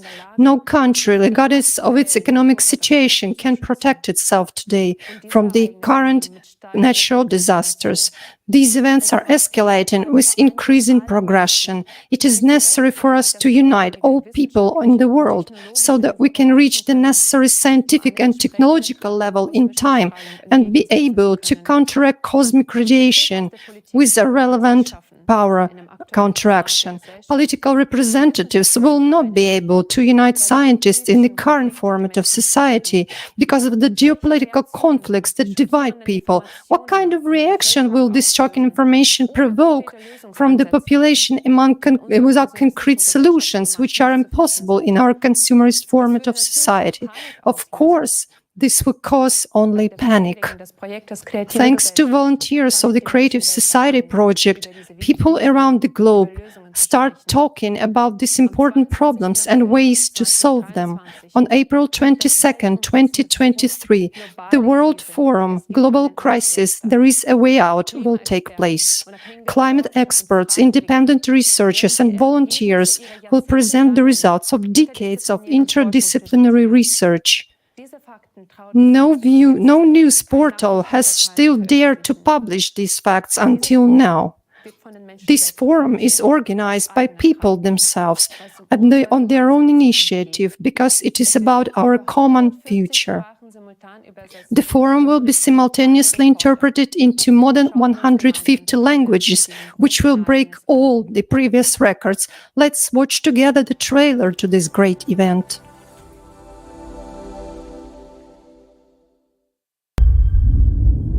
We tell the truth that is hidden from people. We are independent volunteer researchers from 180 countries. We conduct interdisciplinary research that no other institution or organization in the world can handle. The global crisis is a terrifying reality that has engulfed our world and will soon completely destroy it. Unfortunately, most people today are unaware of the impending threat. On November 12, 2022, at the International Online Forum, Global Crisis, Our Survival is in Unity, there was presented a shocking climate forecast based on our mathematical model. Now, we know the exact date of our planet's destruction and the natural disasters that will cause it. This climate report is the result of 26 years of hard work by a huge number of volunteers, scientists, experts, and independent researchers. The climate Cerberus is gaining strength with each passing day. It is obvious that if we don't take any action, all of humanity will perish. On April 22nd, 2023, at the next International Online Forum, Global Crisis, There Is a Way Out. You will learn what events will occur on our planet before the year 2036, and why the destruction of the planet is not the worst thing that humankind will have to face. There are only a few years left to change the course of events. We still have a chance, but in order to use it, all people must learn about it. Today, the future depends on everyone's choice, and the choice is simple: to preserve life on Earth or not. To prevent fatal events and find out what you can do to save humanity, join the International Online Forum Global Crisis There Is a Way Out on April 22nd, 2023 at 1500 GMT. Join in. Spread the word about this forum on all platforms, in all social media. Everyone should know about this forum. The official website of the Creative Society International Project, creativesociety.com.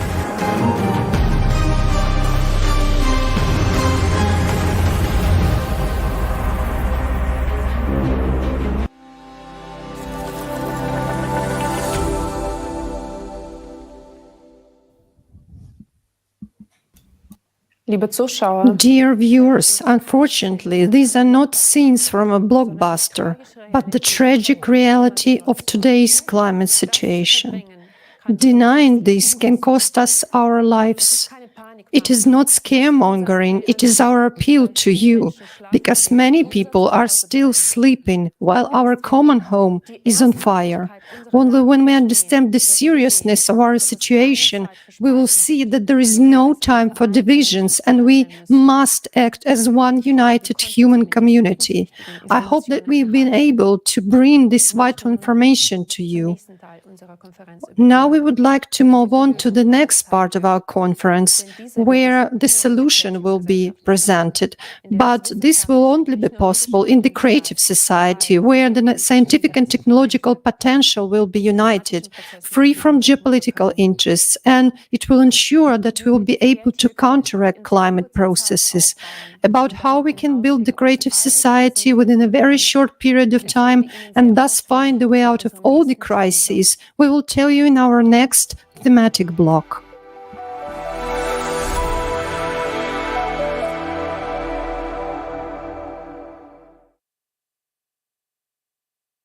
Liebe Zuschauer, wir sind nun an Dear viewers, let's all take a peek into our future together.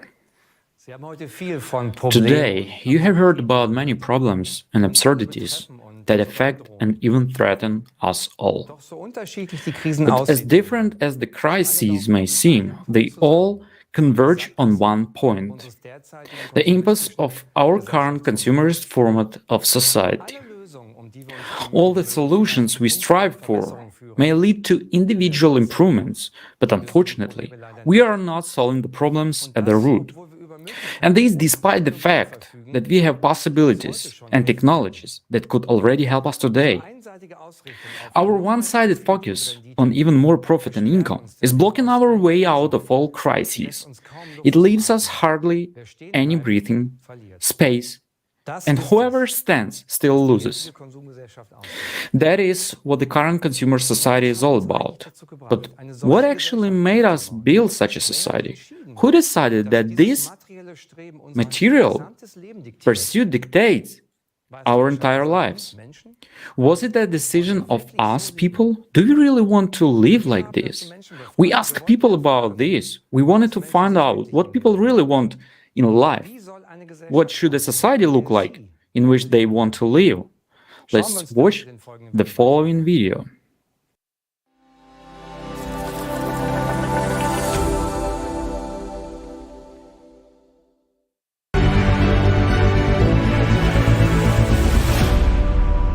I would like to live in a society where I can say that my grown-up children and my grandchildren have a happy future. I mean, ideally without wars, and preferably without any mutual threats. I would like to have a society where no one has financial hardships, neither in youth nor in old age, where everyone is socially secure, and where everyone can fulfill their potential.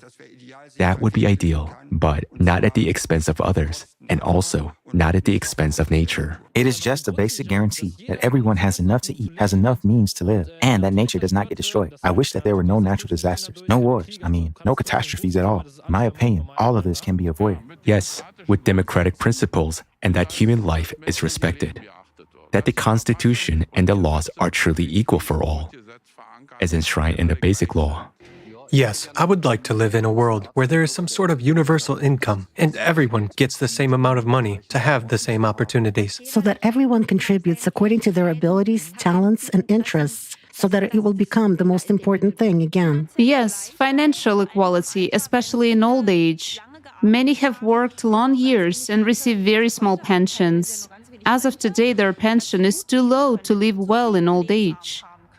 Any education should be free. Knowledge should not cost money in order to be able to further educate oneself. So that children grow up in the society where they can think freely, speak freely, where they can simply trust their perceptions. The greed to make even more money, when in fact you already have enough, will no longer have a place. To be able to live in a relaxed and open dialogue with people. In fact, it is financial independence. Of course, it's different when you can afford it. I can go wherever I want to. For example, now I can decide to go on vacation or say, no, today I want to stay at home or spend time with my kids, to do what I want to do, walk my dogs, and do not think about tomorrow all the time. I want to live in a society of people who live together, not simply stay next to each other. There really should be created conditions ensuring that you can get information completely independently. It should be freely available, and you can really have any information you need to make decisions.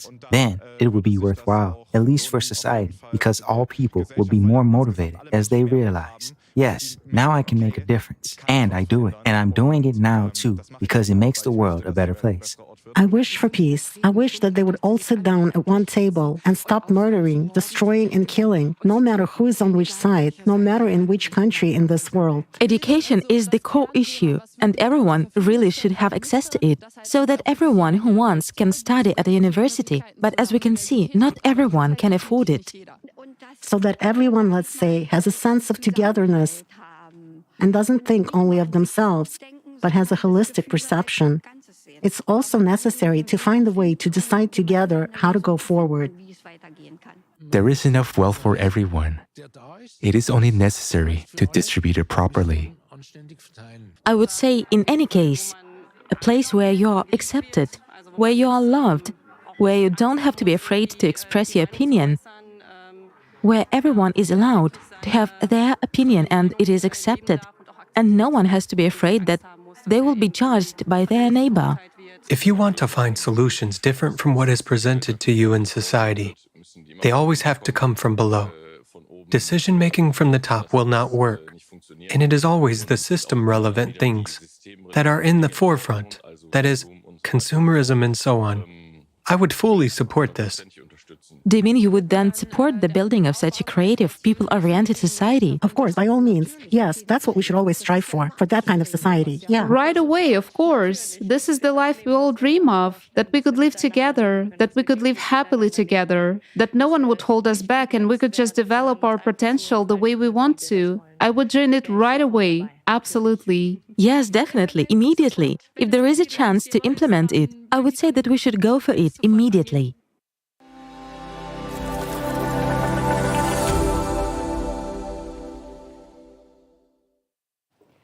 Können Sie sich den Antworten Do you agree with the answers? Isn't it also your wish to live in such a society? These are exactly the questions volunteers have been asking millions of people for 10 years in the world's largest society survey in 180 countries. What kind of society do you want to live in? The essence of the answers shows one common and universal understanding. People want to live in freedom, in security, and without wars. They want to be respected and loved. As a result of these years of international social surveys and expert discussions, the model of the creative society was developed, which corresponds to what people want. But the essence is more important than the name. The foundation of the creative society is formed by the 8 pillars that encompass all spheres of life in society. Let's now take a closer look at these principles. In der kreativen Gesellschaft ist der Mensch die grundlegende Einheit. In the creative society, the human being is the fundamental unit of the society. Humanity is just one big family. The 8 pillars of the creative society are debased for that. The first pillar, human life, is the most important one of them. Human life is the highest of values. The life of any human being has to be protected as one's own. The goal of society is to entrust the guarantee and the values of human life. If one human is valuable, then all humans are valuable. The second pillar says that all people are born free and equal. Everyone has the right to choose. There can be no one or nothing or superior to a human, his freedom and his right. The third pillar is human safety, ensures that every human is provided with everything they need for a safe and comfortable life free of charge. Includes, and among other things, food, medical care, housing, and a basic income. Technology will not be developed for wars, but for the people. The unified global service dealing with emergencies situations will protect everyone from stress and disasters. Transparency and openness of information for all As the themes of today's conference has convincingly shown, we desperately need reliable and trustful information. This is the guaranteed by the fourth pillar. There is no more secrecy, and everyone has access to information and the status of implementation of society's decisions and the distribution of public funds. In der Gesellschaft wird ausschließlich das Gute gefördert. Alles, was für menschlich Foundation is the creative ideology. Only goodness will be promoted in society. Everything that stands for humaneness, for higher moral values and mutual respect. At the same time, the propaganda of violence, division, aggression, and anti-humane manifestations will be prohibited.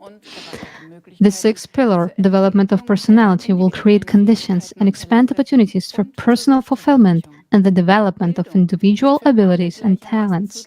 Education is equally accessible and free to all. What would you do if you could pursue your true calling and interests rather than fulfilling the expectations of others or succumbing to financial pressures? The seventh pillar, justice and equality, ensures that all of our Earth's natural resources are distributed equally among all people. Resources can no longer be monopolized by individuals. Everyone will have the right to private property, and profiting and exploitation will be a thing of the past.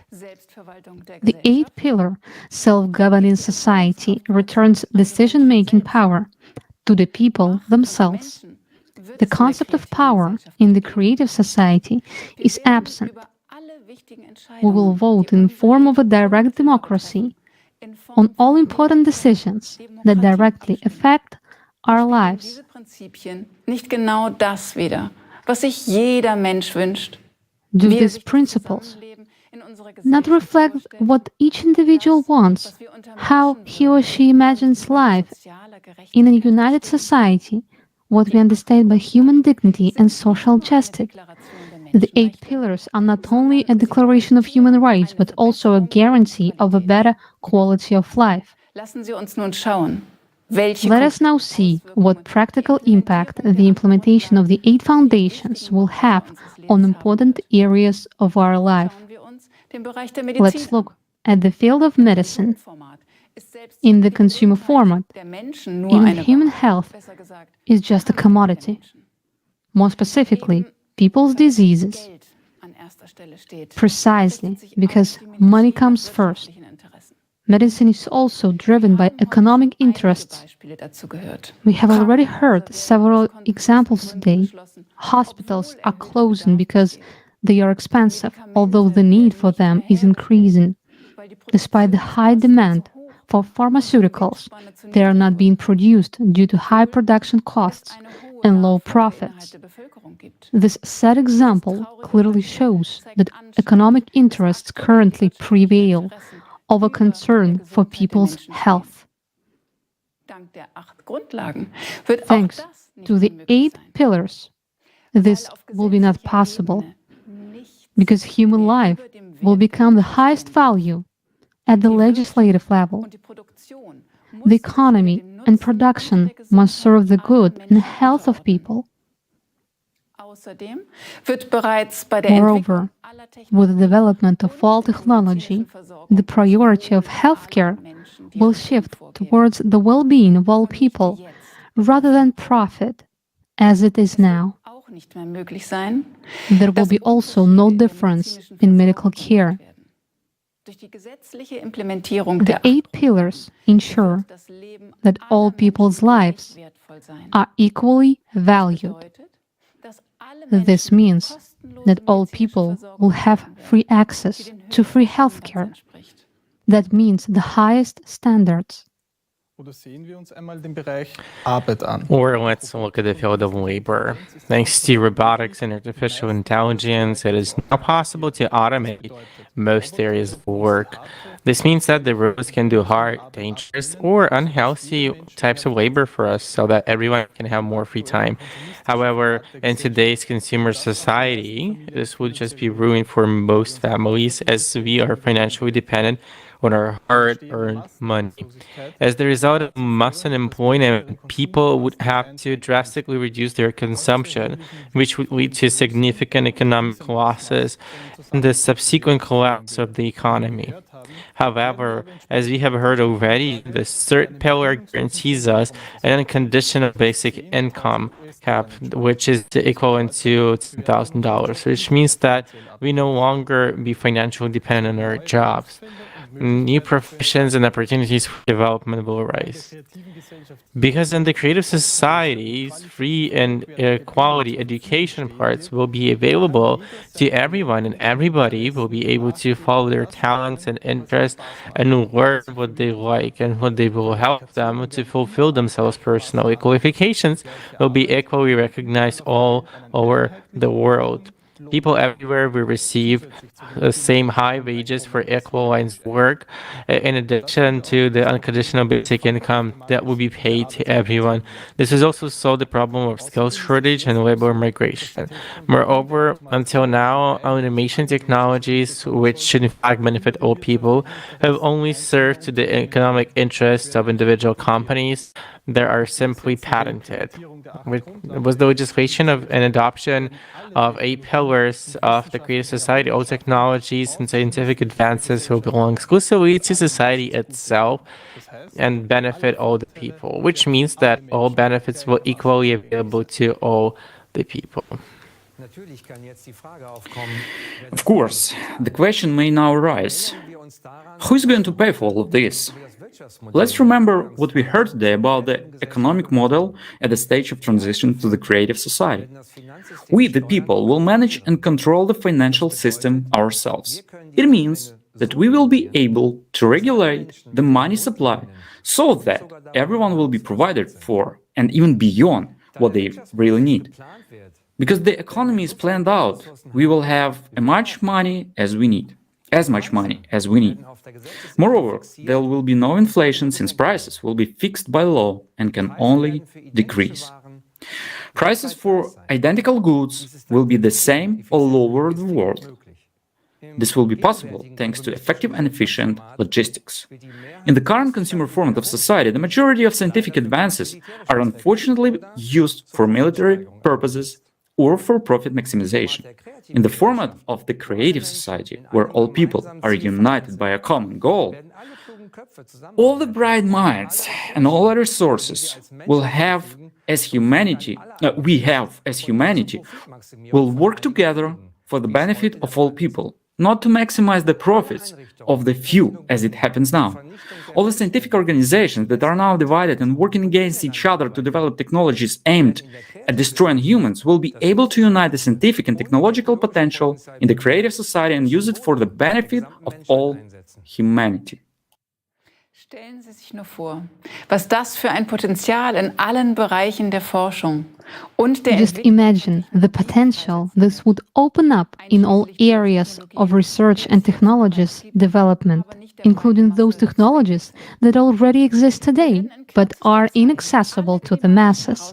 In a very short time, we will be able to solve all climate problems and provide everyone with everything they need for a healthy, comfortable, and happy life. You are about to see what our life would look like in a world where the 8 pillars of the creative society will be implemented into law, and thus the economy, all technology, and simply everything will be focused solely on improving the lives of every person.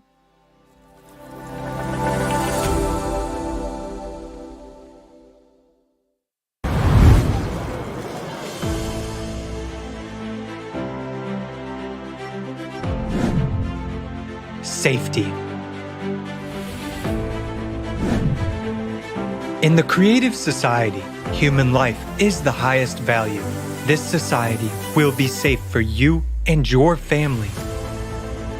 The latest technologies will be implemented everywhere to help security services stay ahead of the curve. We will finally have a sense of security. Concepts like crime, missing people, killing of children and adults will no longer exist in any part of the world. No longer will you be afraid to let your child go to school or outside. You won't be afraid to walk home late at night, go for a jog, or go to concerts. In the creative society, no crime or offense will go unpunished. In the creative society, the safety of each person is the highest priority. Healthcare. In the creative society, healthcare will be top-notch and free for every person all over the world. Imagine artificial intelligence that incorporates the expertise of all the best doctors in history. It controls high-tech robots that perform tasks of any complexity. These cutting-edge technologies make healthcare in the creative society of a high quality. Right now, health is a commodity, whereas in the creative society, everyone's health is a priority. After all, we benefit from the fact that every person is healthy and we have a healthy nation. Thanks to the development of nanotechnology and artificial intelligence, epidemics, cancer, diabetes, asthma, and all other incurable diseases will be a thing of the past. The very approach in healthcare will change, as it will be aimed at preventing diseases, and in general, we will finally get real treatment and real recovery. With such a development in healthcare and technology, it is quite possible to prolong human life beyond the species limit. The creative society is all about healthy and happy people. Education. In the creative society, education at any level will be free and available to absolutely every person. Thanks to a new approach to education and advanced technology, you will be able to study and learn new skills anytime and anywhere, as well as easily change careers. Education will no longer be a chore. The process will be engaging and exciting. For example, with the help of VR glasses, you will study the human body from inside, traveling among molecules. In the creative society, you will be able to study at any university in the world and learn any profession you want. Economy. No inflation. The first thing that will happen in the creative society is writing off all debts and loans from private individuals, abolition of real estate taxes and personal property taxes. There will be no loan interest rates. We will start with a clean slate. All of this will be possible due to a new format of economy that will be designed to benefit the interests of every person. It takes the financial burden off of every family. Workday. By birthright, every person, regardless of their status, age, gender, or race, are guaranteed a monthly universal basic income that will provide for all of your essential needs.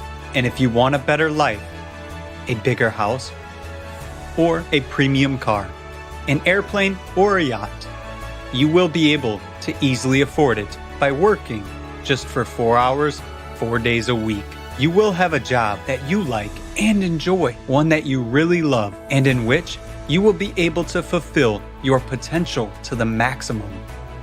All the hard, monotonous, and damaging human health work will be performed by robots and automated systems. This is already being gradually implemented, but in the consumerist format, its large-scale implementation threatens with mass unemployment and the collapse of the economic system. Yet, this is not the case in the creative society. It will only benefit humanity. After all, technology will be available to all people. All these innovations will give us a lot of free time. Finally, fathers and mothers will be able to watch their children grow up and spend as much time with them as they want. People will have time for everything: hobbies, self-development, traveling, learning new skills, and a lot more. The creative society gives people free time. Every working person will have at least 2 months off. You want to go with your whole family to the Maldives or anywhere else in the world to see some places of interest or visit relatives on other continents. No problem. You'll be able to really spend your vacation the way you want to, rather than opt for what you can afford. Traffic jams. Free roads. It's real. And most importantly, safe ones. There will be no accidents, and we will be able to solve the issue of traffic jams. You will no longer have to waste your time. Every city will have a smart system connected to all cars via artificial intelligence. This system helps regulate and control traffic on the roads and calculate the best routes. Cars in the creative society will be able to block the engine start if the driver is intoxicated, analyze facial expressions, detect driver drowsiness and distraction. In case of a threat, the car will signal the driver. If they do not react, the car will turn on the emergency lights, head to the side of the road, and stop. Alert the driver of danger and take control in a critical situation. In the creative society, everything is built around the comfort and safety of humans. Housing. The good news is that we can provide every person with free housing. We already have a huge amount of breakthrough technologies. Some of them already allow us to build comfortable housing quickly and efficiently. In the creative society, every person will be provided with a minimum of 650 square feet per person, absolutely free by birthright. If you have a family of 4, you are provided with a house of 2,600 square feet. No mortgage, no rent to pay. You won't have to pay utilities or property tax. The house will be equipped with the most advanced technologies available to society, and that means that all household chores such as washing, cleaning, ironing, and cooking will be done by robots only, which will do that quickly and perfectly. Human beings are not slaves. Human beings should live a free and happy life. Equality. In the creative society, all people will have equal rights. There will be no racial division. In the creative society, you will have rights in actual fact, not on paper. Ecology and food. In the creative society, thanks to the unification of scientific potential, we will be able to solve many problems related to ecology and climate. We will finally have clean air and clean water. Food will be healthy, delicious, and of high quality. You won't have to worry that you'll put on weight and that food will negatively affect your health.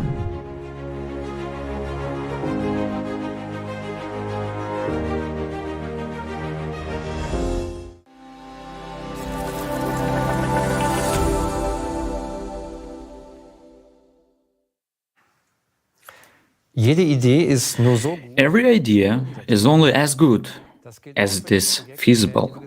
This also applies to the Creative Society project. We would like to emphasize that it will be implemented exclusively by peaceful and democratic means, and that this goal is absolutely realistic.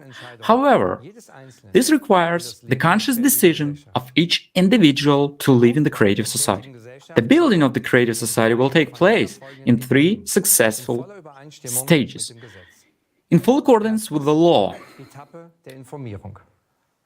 Information stage, second, political stage, and third, world referendum. We are currently in the first and most important stage. The aim of this stage is to inform the majority of people on the planet about the Creative Society project. This stage is already being actively implemented by the project participants all over the world. They tell about the pillars and the stages of building the Creative Society, about its benefits that will be available for everyone, and show how every person can participate in the information stage. Only when the majority of people are informed and express their desire to live in the Creative Society, the electoral demand will be made to the politicians to build the Creative Society.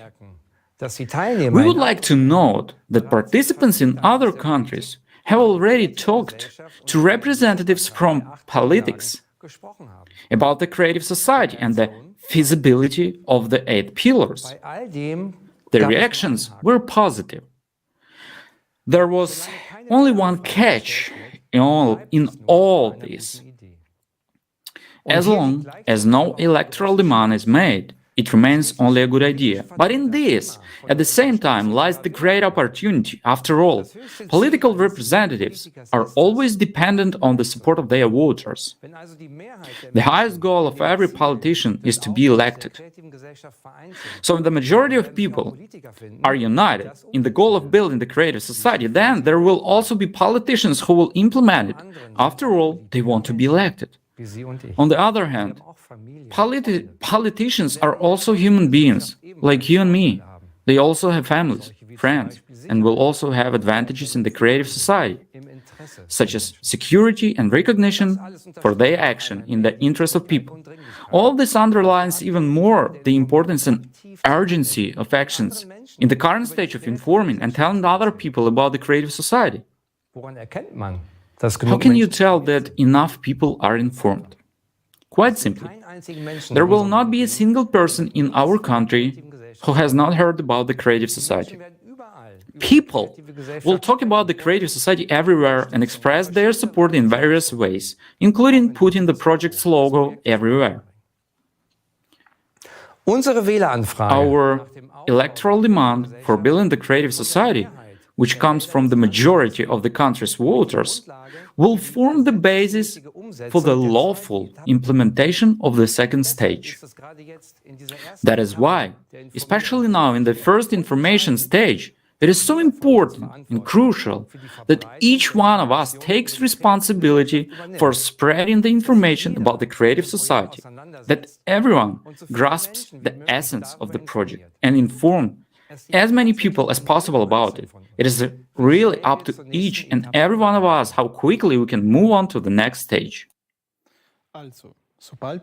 So, once there's the electoral demand for the majority of active voters to the politicians, we can move to the second political stage of building the creative society. On the political stage, we need to put in power the people who will promote the building of the creative society. For this, we need an electoral platform instrument, whose functions will be expanded in the building of the creative society. From the outset, a secure electronic resource needs to be created in every country. Let's call it preliminary electoral platform. It is necessary to bring people together, to bring the creative society, and to make a contract with politicians so that they can no longer cheat us. On this platform, people who support the creative society will be able to pre-select candidates for representative bodies after they have registered, as well as control and recall elect politicians if they do not keep their election promises. The preliminary electoral platform will also include the following demands from people to politicians: implementation of the 8 pillars of the creative society in the constitution of the country, and implementation of the electoral platform at the state level. From the politicians who pledge to implement these demands, we will select the candidates. We will vote for them in the upcoming elections on the preliminary electoral platform before official elections. Once these candidates are selected, we will conclude a contract with them on the preliminary electoral platform. The purpose of this contract is to legally establish the public commitment of politicians to fulfill our demands contained on the preliminary electoral platform, namely, implementation of the 8 pillars of the creative society in the constitution of the country, adoption of the law recognizing the electoral platform as the supreme legislative body, adoption of the law to recall politicians through the electoral platform if they fail to fulfill their obligations to the people. In the next election, we elect the candidates with whom we have concluded the contract on the preliminary electoral platform. Elections take place according to the laws in force in each state.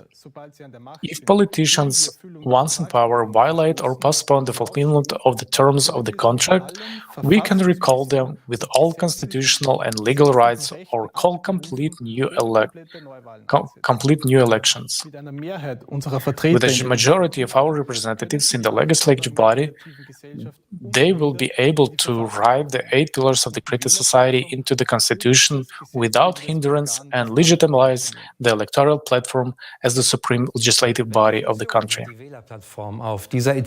What are the functions of the electoral platform at this stage? The electoral platform is a single digital system that belongs to society. It represents the highest legislative body in the country. At this stage, we will be able to both recall the politicians we elect and check their execution of orders, as well as veto the laws we deem harmful to people. We are used to electing someone every few years and hoping that they will keep their election promises. Often we have seen that the statements made just before an election and the actual actions after a politician has been elected differ greatly, to put it mildly. What options do we currently have to counteract this? We can silently sit and wait for the next election, where we place our trust in vain in the hands of the next representative, or we can try to show our discontent at trials and protests. But let's face the truth. The past has shown that this has not led to any fundamental change. Even when it got as far as a revolution, the legal possibility to immediately recall a politician through the electoral platform transforms a politician from a ruler to the one who serves people. So to speak, the executive organ of people's will. We as employers, as an employers, can dismiss him at any time and immediately if he doesn't act in the interest of an entire population. Let us summarize. We use the existing policy as an instrument to bring about, on the basis of the existing laws and by peaceful means, those changes that are actually in the interest of people. Thus, the aim of the second stage, on the basis of the existing laws of the countries, firstly, is to include the 8 pillars into the constitution. Secondly, to pass a law making the electoral platform the supreme legislative body of the country. And thirdly, to introduce the mechanism that allows us, people, to immediately recall an elected politician and put another in his place. However, the building of the creative society does not end there, because this format can only be fully implemented on a global scale. No single country or even an alliance or a few countries can actually provide all the benefits provided the creative society model. Therefore, we need a world referendum on the adoption of the creative model of development by all of the humanity. Die Vorbereitung eines weltweiten Referendums erfordert den The preparation of the world referendum requires the consolidation of all countries of the world. For this purpose, conferences can be held at the global level, the necessary international treaties can be signed, and experts can be consulted on various issues relating to the building of the creative society. Once a country has adopted the electoral platform at the national level, it can participate in the world referendum and is already a candidate for building the creative society and joining the common space of the creative society. Once all countries have adopted the electoral platform, preparations for the world referendum begin. For this to happen, the authorized representatives of the countries at the international level are going to develop one single electoral platform. This is a unified electronic resource accepted by all countries as a fundamental element of people's power. With the help of the electoral platform, we will be able to monitor the actions of our representatives in preparation for the world referendum. On this single world electoral platform, the world referendum on the global transition to the creative society will be held through a common expression of will by all people. The referendum also legitimizes the single world electoral platform as the supreme body of power on earth and unites the world into one single civilization. This means that both the adoption of laws, the appointment and dismissal of executives, and all other socially important decisions will from now on be exclusively made by people themselves on the unified world electoral platform. This is the beginning of the true self-government of society. From this point on, politicians are no longer needed as people's representatives. The role of politicians will be purely executive. They will no longer be above people, but will only be elected to carry out certain actions at the request of the people. But they will no longer carry any decision-making power themselves. Through this platform, the decision will no longer be made by individuals or parliament, but by people themselves, in the form of direct democracy. There will no longer be any other way to adopt laws. The world referendum also sets a date for the start of the transition period to the creative society, which is estimated to take up approximately 5 to 6 years. However, in order to make the transition period possible, preparations must be made. That is, the economy must be set on a new course, the necessary laws must be passed, and responsible leaders appointed, expert teams must be informed, and a unified global emergency service must be established. These preparations may take about 6 months from the time of the world referendum.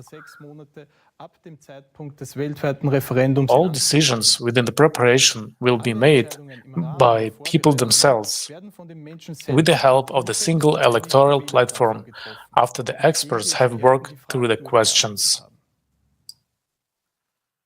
Ab dem durch das Referendum festgelegten Datum für den Beginn der Übergangszeit From the date set by the referendum for the start of the transition period, global demand-led planning of the economy, a single monetary unit, universal basic income for all people will be introduced. Absolutely all debt will be cancelled. Everyone will be provided with free housing, medicine, education. Already at the beginning of the transition period, we will feel significant improvements in our lives. And at the end, when we enter the full-fledged creative society, we will really experience what a human, dignified, free and safe life means. From the moment that the world referendum is held, everything will happen very quickly. We will be one civilization with a common goal of improving the lives of all. Just imagine the giant strides we will be able to make once we unite all our scientific, intellectual, and human potential in one goal to improve the lives of all people. This is precisely the power of unity, the power that comes from the majority once we are united in one common goal. Es wird nur kurze Zeit dauern. It will only take a short time to solve the climatic, social, and resource problems, and to build a world we all dream of. It will open up possibilities that we could never achieve as an individual, single group, or even a single state, especially not in a consumerist form. The creative society is the worldwide unification of all people with the aim of building a world in which human life has the highest value, namely the life of every individual. A united humanity does not mean that we'll lose our individuality. On the contrary, in the creative society, all national cultures, traditions, and history will be preserved, and everyone will be able to develop their individual potential. This is only a matter of making sure that everyone's life is equally valuable, and therefore everything will be directed towards the improvement of the life of every individual. Do you understand how effective and smart these simple steps and changes are? Why do we have to implement each step first and only then do all the other actions? Right, because then we will no longer be acting separately and divided from each other, but already as one united human civilization. This is a completely different starting point. By combining all our forces directed towards improving the lives of all human beings, we create a leverage force to solve all problems in the shortest possible time and to raise all our spheres of life to a new evolutionary level. The three stages serve to bring us exactly into this starting point. And the wonderful thing about it is that we humans can implement this ourselves. We don't have to wait and hope that someone will do this for us. The creative society is the project of people, for all people. Lassen Sie uns näher auf die Wählerplattform eingehen. Was ist das genau? Und warum ist dieses Instrument so wichtig für die Umsetzung des Formates der kreativen Gesellschaft? Die Wählerplattform ist Let's take a closer look at the electoral platform. What is it? And how important is it for the implementation of the Creative Society format? The electoral platform is the basis of self-governance in society. It gives to us, the people, the right to decide directly, without intermediaries, how we want to live in society. The electoral platform is a single-digit system owned by the society. This is an easy-to-use app that you install on your phone or tablet. Everyone will have secure access. It will be the only legally enforceable tool for initiating and passing laws. And new laws or drafts will be published on this single platform and will be made available for everyone to see. In addition, everyone will have the right to make proposals for laws that will improve people's lives. Laws will be made by the community itself through voting. Everyone will have an equal voice and will be able to actively participate in the adoption of laws and therefore shape their future and their living conditions. The level of modern technology today makes it possible to create a platform that is fully protected against the possibility of tampering with the results and transparent to all. It would be enough if everyone took about 30 minutes a week to look at initiatives and draft laws. The voting will be clear and understandable to all. It will be enough to vote whether one agrees with the initiative or not. Of course, these bills will not just be arbitrarily created, but will be prepared by the relevant experts and submitted in the form of proposals. Each initiative will be first considered from the perspective of how it will affect people's lives. Experts in the relevant areas of life will not make decisions on behalf of the people, but will only develop, justify, and explain the relevant proposals.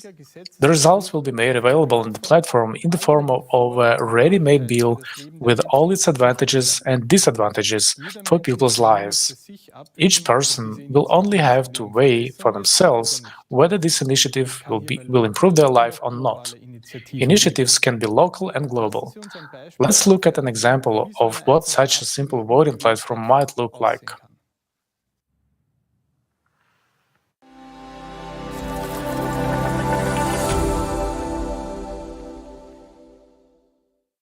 For example, Anna had two bills on the ballot: to allow houses to be built at the water's edge or not. The main point of each bill will be briefly and clearly stated with all the explanations for and against.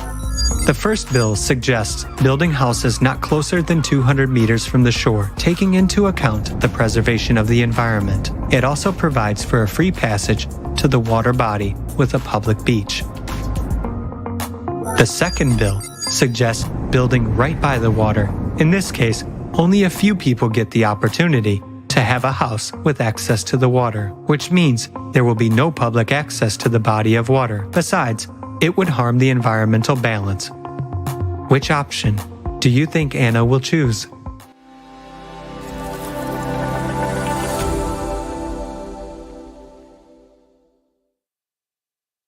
Haben wir heute die Möglichkeit, selbst über unser Leben zu entscheiden? Do we have the opportunity today to decide for ourselves how to live our lives? Are we the people, the ones who have decided to participate in wars? Did we ask for higher electricity and heating costs? Did we decide on this artificial inflation and constant rise in living costs? Did anyone ask us if we wanted all this social injustice?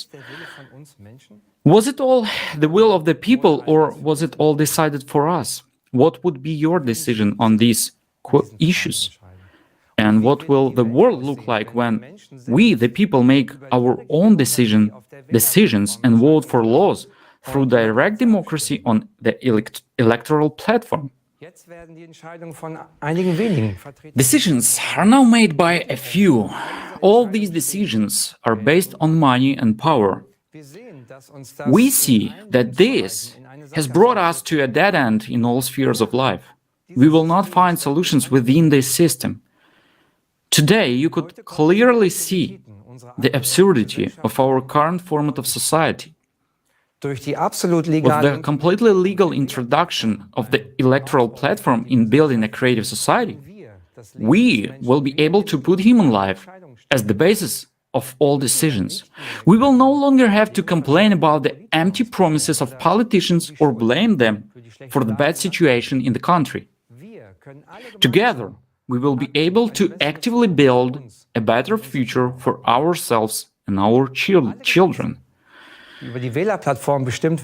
All laws that will be passed on to the electoral platform must of course be in line with the 8 pillars of the creative society, which will be legally enshrined in the constitution. They will function and apply equally to all people. This means that nothing that would threaten human freedom and security, that would degrade living conditions or even remotely target people, can be enacted. The focus and scope within which laws may operate are clearly defined, namely that they serve solely to improve and protect human life. The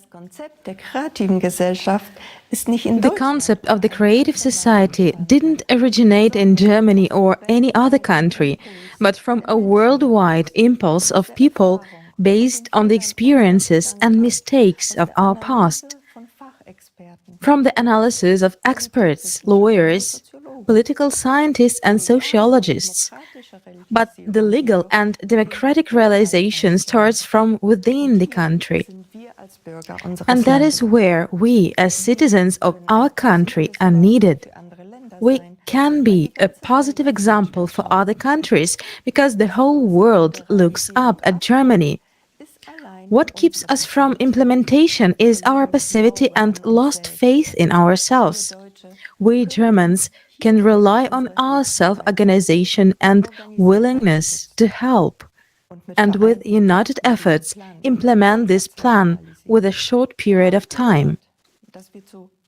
We heard that it is not possible to move to the political phase until the information phase is completed and the support of the electoral demand by the majority is secured. Why is informing so important? Because no one will do it for us. It is up to us to act. The will of the people is not a tick on the ballot paper, but the free expression of their will everywhere. When we are ready to tell everyone around us what we want, informing each other is a way of self-organization. We, the people, are responsible for our own lives. If you have a question, what exactly can I do? The answer is to tell your friends and acquaintances about the project.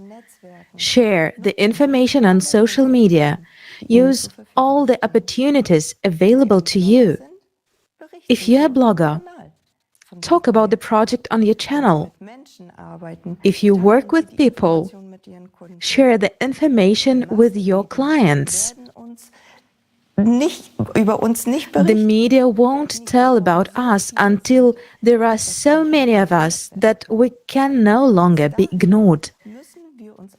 In the meantime, we will have to make some effort. After all, each of us can be that decisive voice on the scale in building the creative society. Let's look together at what motivates people to participate and how they inform others.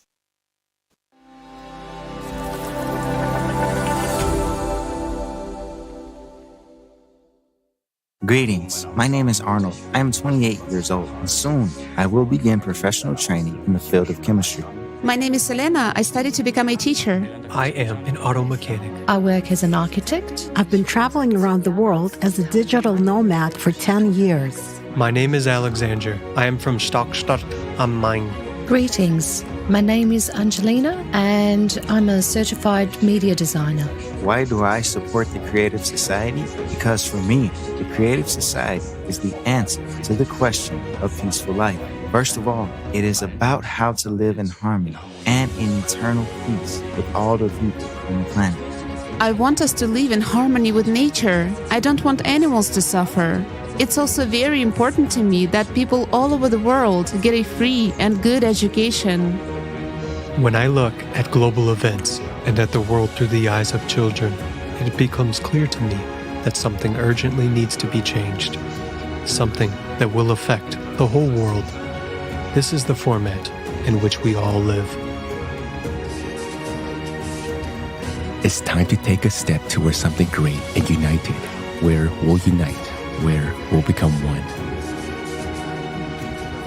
It's time to step beyond and do something new. And nature itself shows us that we are at a point where we need to make a decision. Years ago, I thought, why aren't there people in this world who would finally start to build a world in which we can live freely? That's why I participate in the Creative Society project.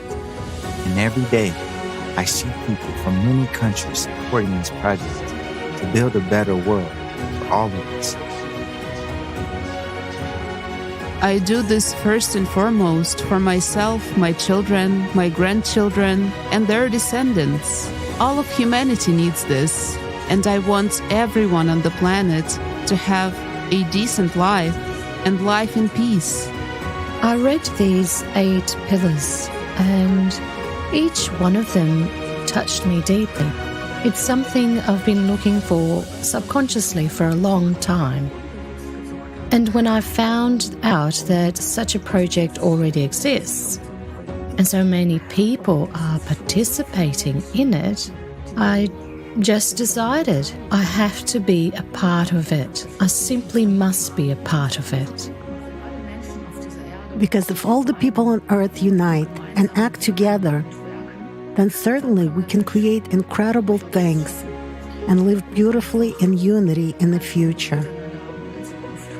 And that is the power when people unite in one goal with one vision of the future. That is what is so lacking in this world. Thanks to the Creative Society project, I met many interesting participants. All of them are very different, but all of them share the same goal, which is to build a humane world. Right now, I'm doing voiceover of the female voice in one of the videos for the Creative Society project. I'm not a dubbing artist by profession. I'm a nurse. I'm honored to have an opportunity to support this project in this way, because the Creative Society project for me is the most important initiative that is implemented by people for people. The Creative Society project reflects what I desire for myself and for all people in this world. I support it and try to participate in it as actively as possible to inform all people about this project. Answering the question of how I inform about the Creative Society, I can say that only by my own example, I am telling people about the importance of this society format. I support the project by informing YouTubers and bloggers. I talk to my friends and relatives. I inform people around me in the area where I live. And I talk to people while I'm traveling. To the best of my ability, I try to inform as many people as possible so that we can move on to the next stage. Just to wake people up and say, hey, we have to go in a different direction together. Not walk like lemons to the edge and then throw ourselves off of it, but just find a way out of this dilemma together. Like all of our participants, I actively inform people about the Creative Society by telling my acquaintances about the project. I also help with video editing for social media. I also hand out a lot of business cards. Wherever I go, I just leave some business cards there. And also give them to people, saying a few words. And of course, I inform people through alternative media by making small posts there. And everyone does what they can, what they want. No one is forced, whether it's making videos or video editing, translation, writing texts, or simultaneously interpreting. There are different projects you can take part in if you want to. I also ask my daughter to print stickers for me. You can see them here on my car. And now I'm driving around the city like that, and people ask me about it.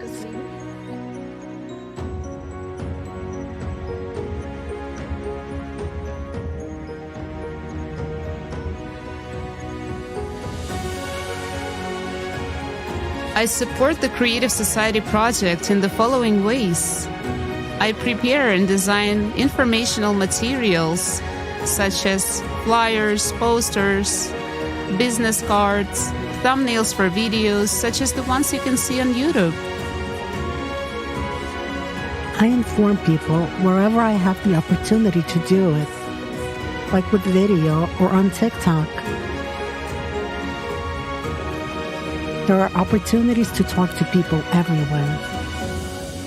If we all put a little effort and think about what this project created by people for people will give us, then we'll have an opportunity to change the situation. Each of us has a heart, and we must finally start listening to it in order to build a better world on this planet.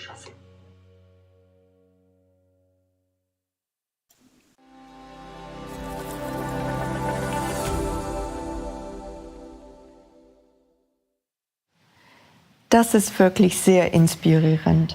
This is really very inspiring. People are coming together for a secure future. It's so great to see such seemingly different people united by one goal, finding different ways to spread this vital information. Do you know how quickly the whole world can be informed? This can be calculated using a mathematical formula.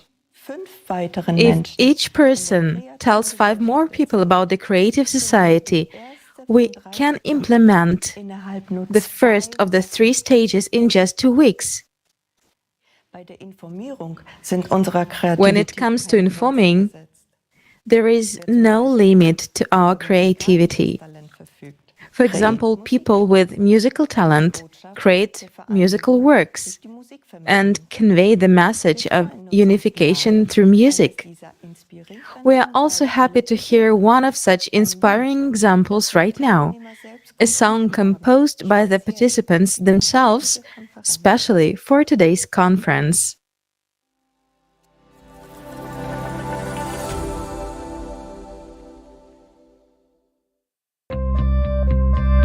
Wir unterschätzen unsere Kraft, wenn wir vereint sind. Jeder will glücklich leben, in Frieden und ohne Sorgen. Unsere Kinder werden sich frei entfalten können, grenzenlos. Zeit, sich selbst zu fragen, wo wir eigentlich sind, zu warten auf Wunder, macht doch keinen Sinn. Wo ist das Leben? Wir sind mittendrin und kriegen das nicht hin.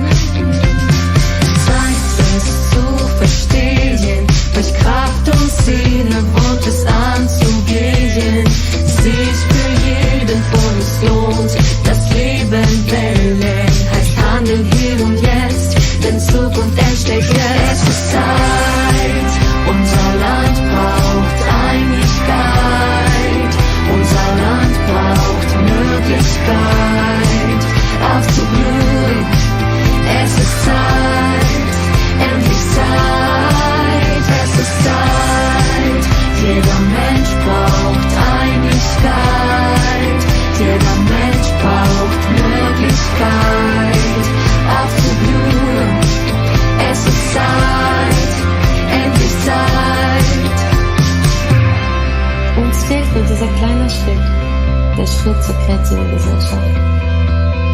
Eine Welt, die sich jeder wünscht. Alles wird so einfach sein, wenn wir uns in diesem Ziel vereinen. Es ist unsere Chance. Zeit uns zu entscheiden, so wie es jetzt ist, darf es doch nicht bleiben. Lasst uns unsere Zukunft selber schreiben, denn das Gute braucht uns, das Wunder liegt in uns. Muss die Hand zu reichen, das Unmögliche zusammen zu erreichen, über allem steht der Herz des Lebens, für alle Menschen gleich. Es ist Zeit, unser Land braucht Einigkeit, unser Land braucht Möglichkeit aufzublühen. Es ist Zeit, endlich Zeit, es ist Zeit. Jeder Mensch braucht Einigkeit, jeder Mensch braucht Möglichkeit aufzublühen. Es ist Zeit, endlich Zeit. Hand in Hand, zusammen für das gleiche Ziel, vereinen wir uns. Die Zukunft kann jetzt kommen und dafür ist jetzt Zeit. Es ist Zeit, unser Land braucht Einigkeit, unser Land braucht Möglichkeit aufzublühen. Es ist Zeit, endlich Zeit. Es ist Zeit, jeder Mensch braucht Einigkeit, jeder Mensch braucht Möglichkeit aufzublühen. Es ist Zeit, endlich Zeit.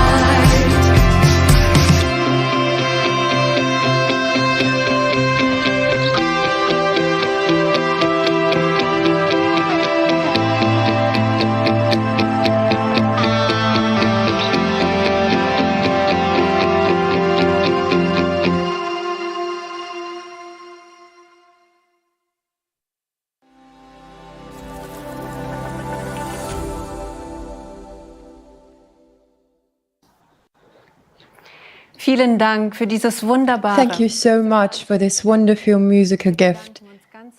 We would like to express our sincere appreciation to the participants who prepared it. We are also grateful to everyone who made this conference happen, and also to those who, in addition to their work and other responsibilities, worked tirelessly during their free time to help with the preparation. A huge thank you to our technical team and interpreters from 60 countries who are truthful and unbiased in looking at the world and talking about our country to their respective audiences. Dear viewers, I'm confident that together we can build the creative society. We do have a chance, but this requires the participation of all people because the creative society is focused on all of the humanity. We must finally overcome divisions and separations we have never been aligned with.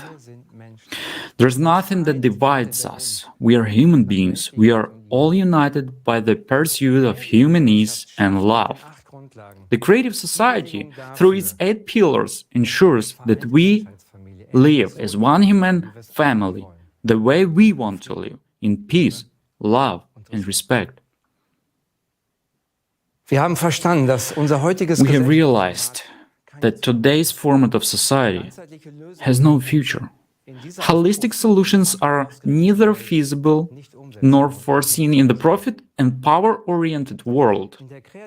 In the creative society, we can set a different vector. Important decisions will be made responsibly and will always be aligned with the interests of the people. The 8 pillars will show us the way.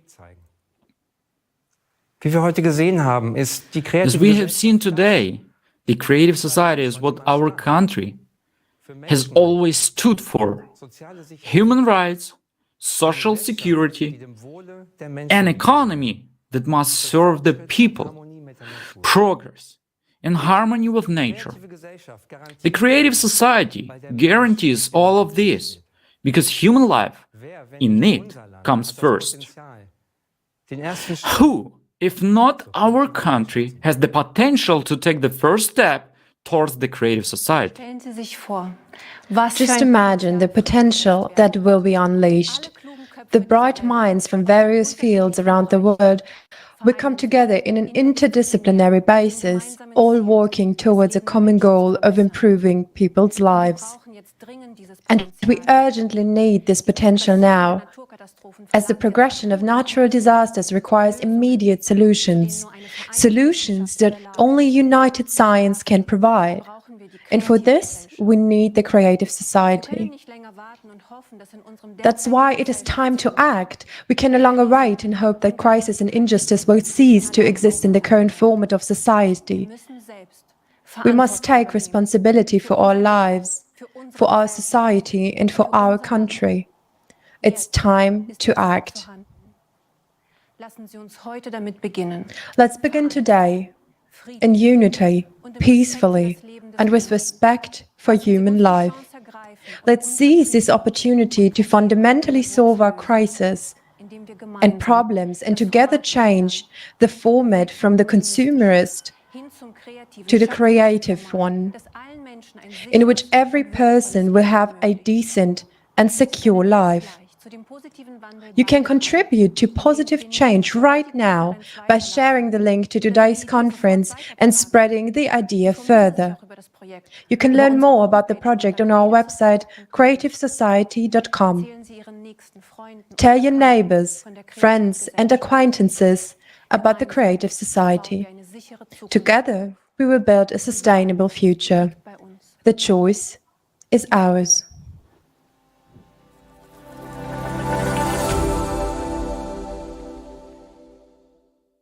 Yes, the demand for change is felt very strongly from people around the world. People want this.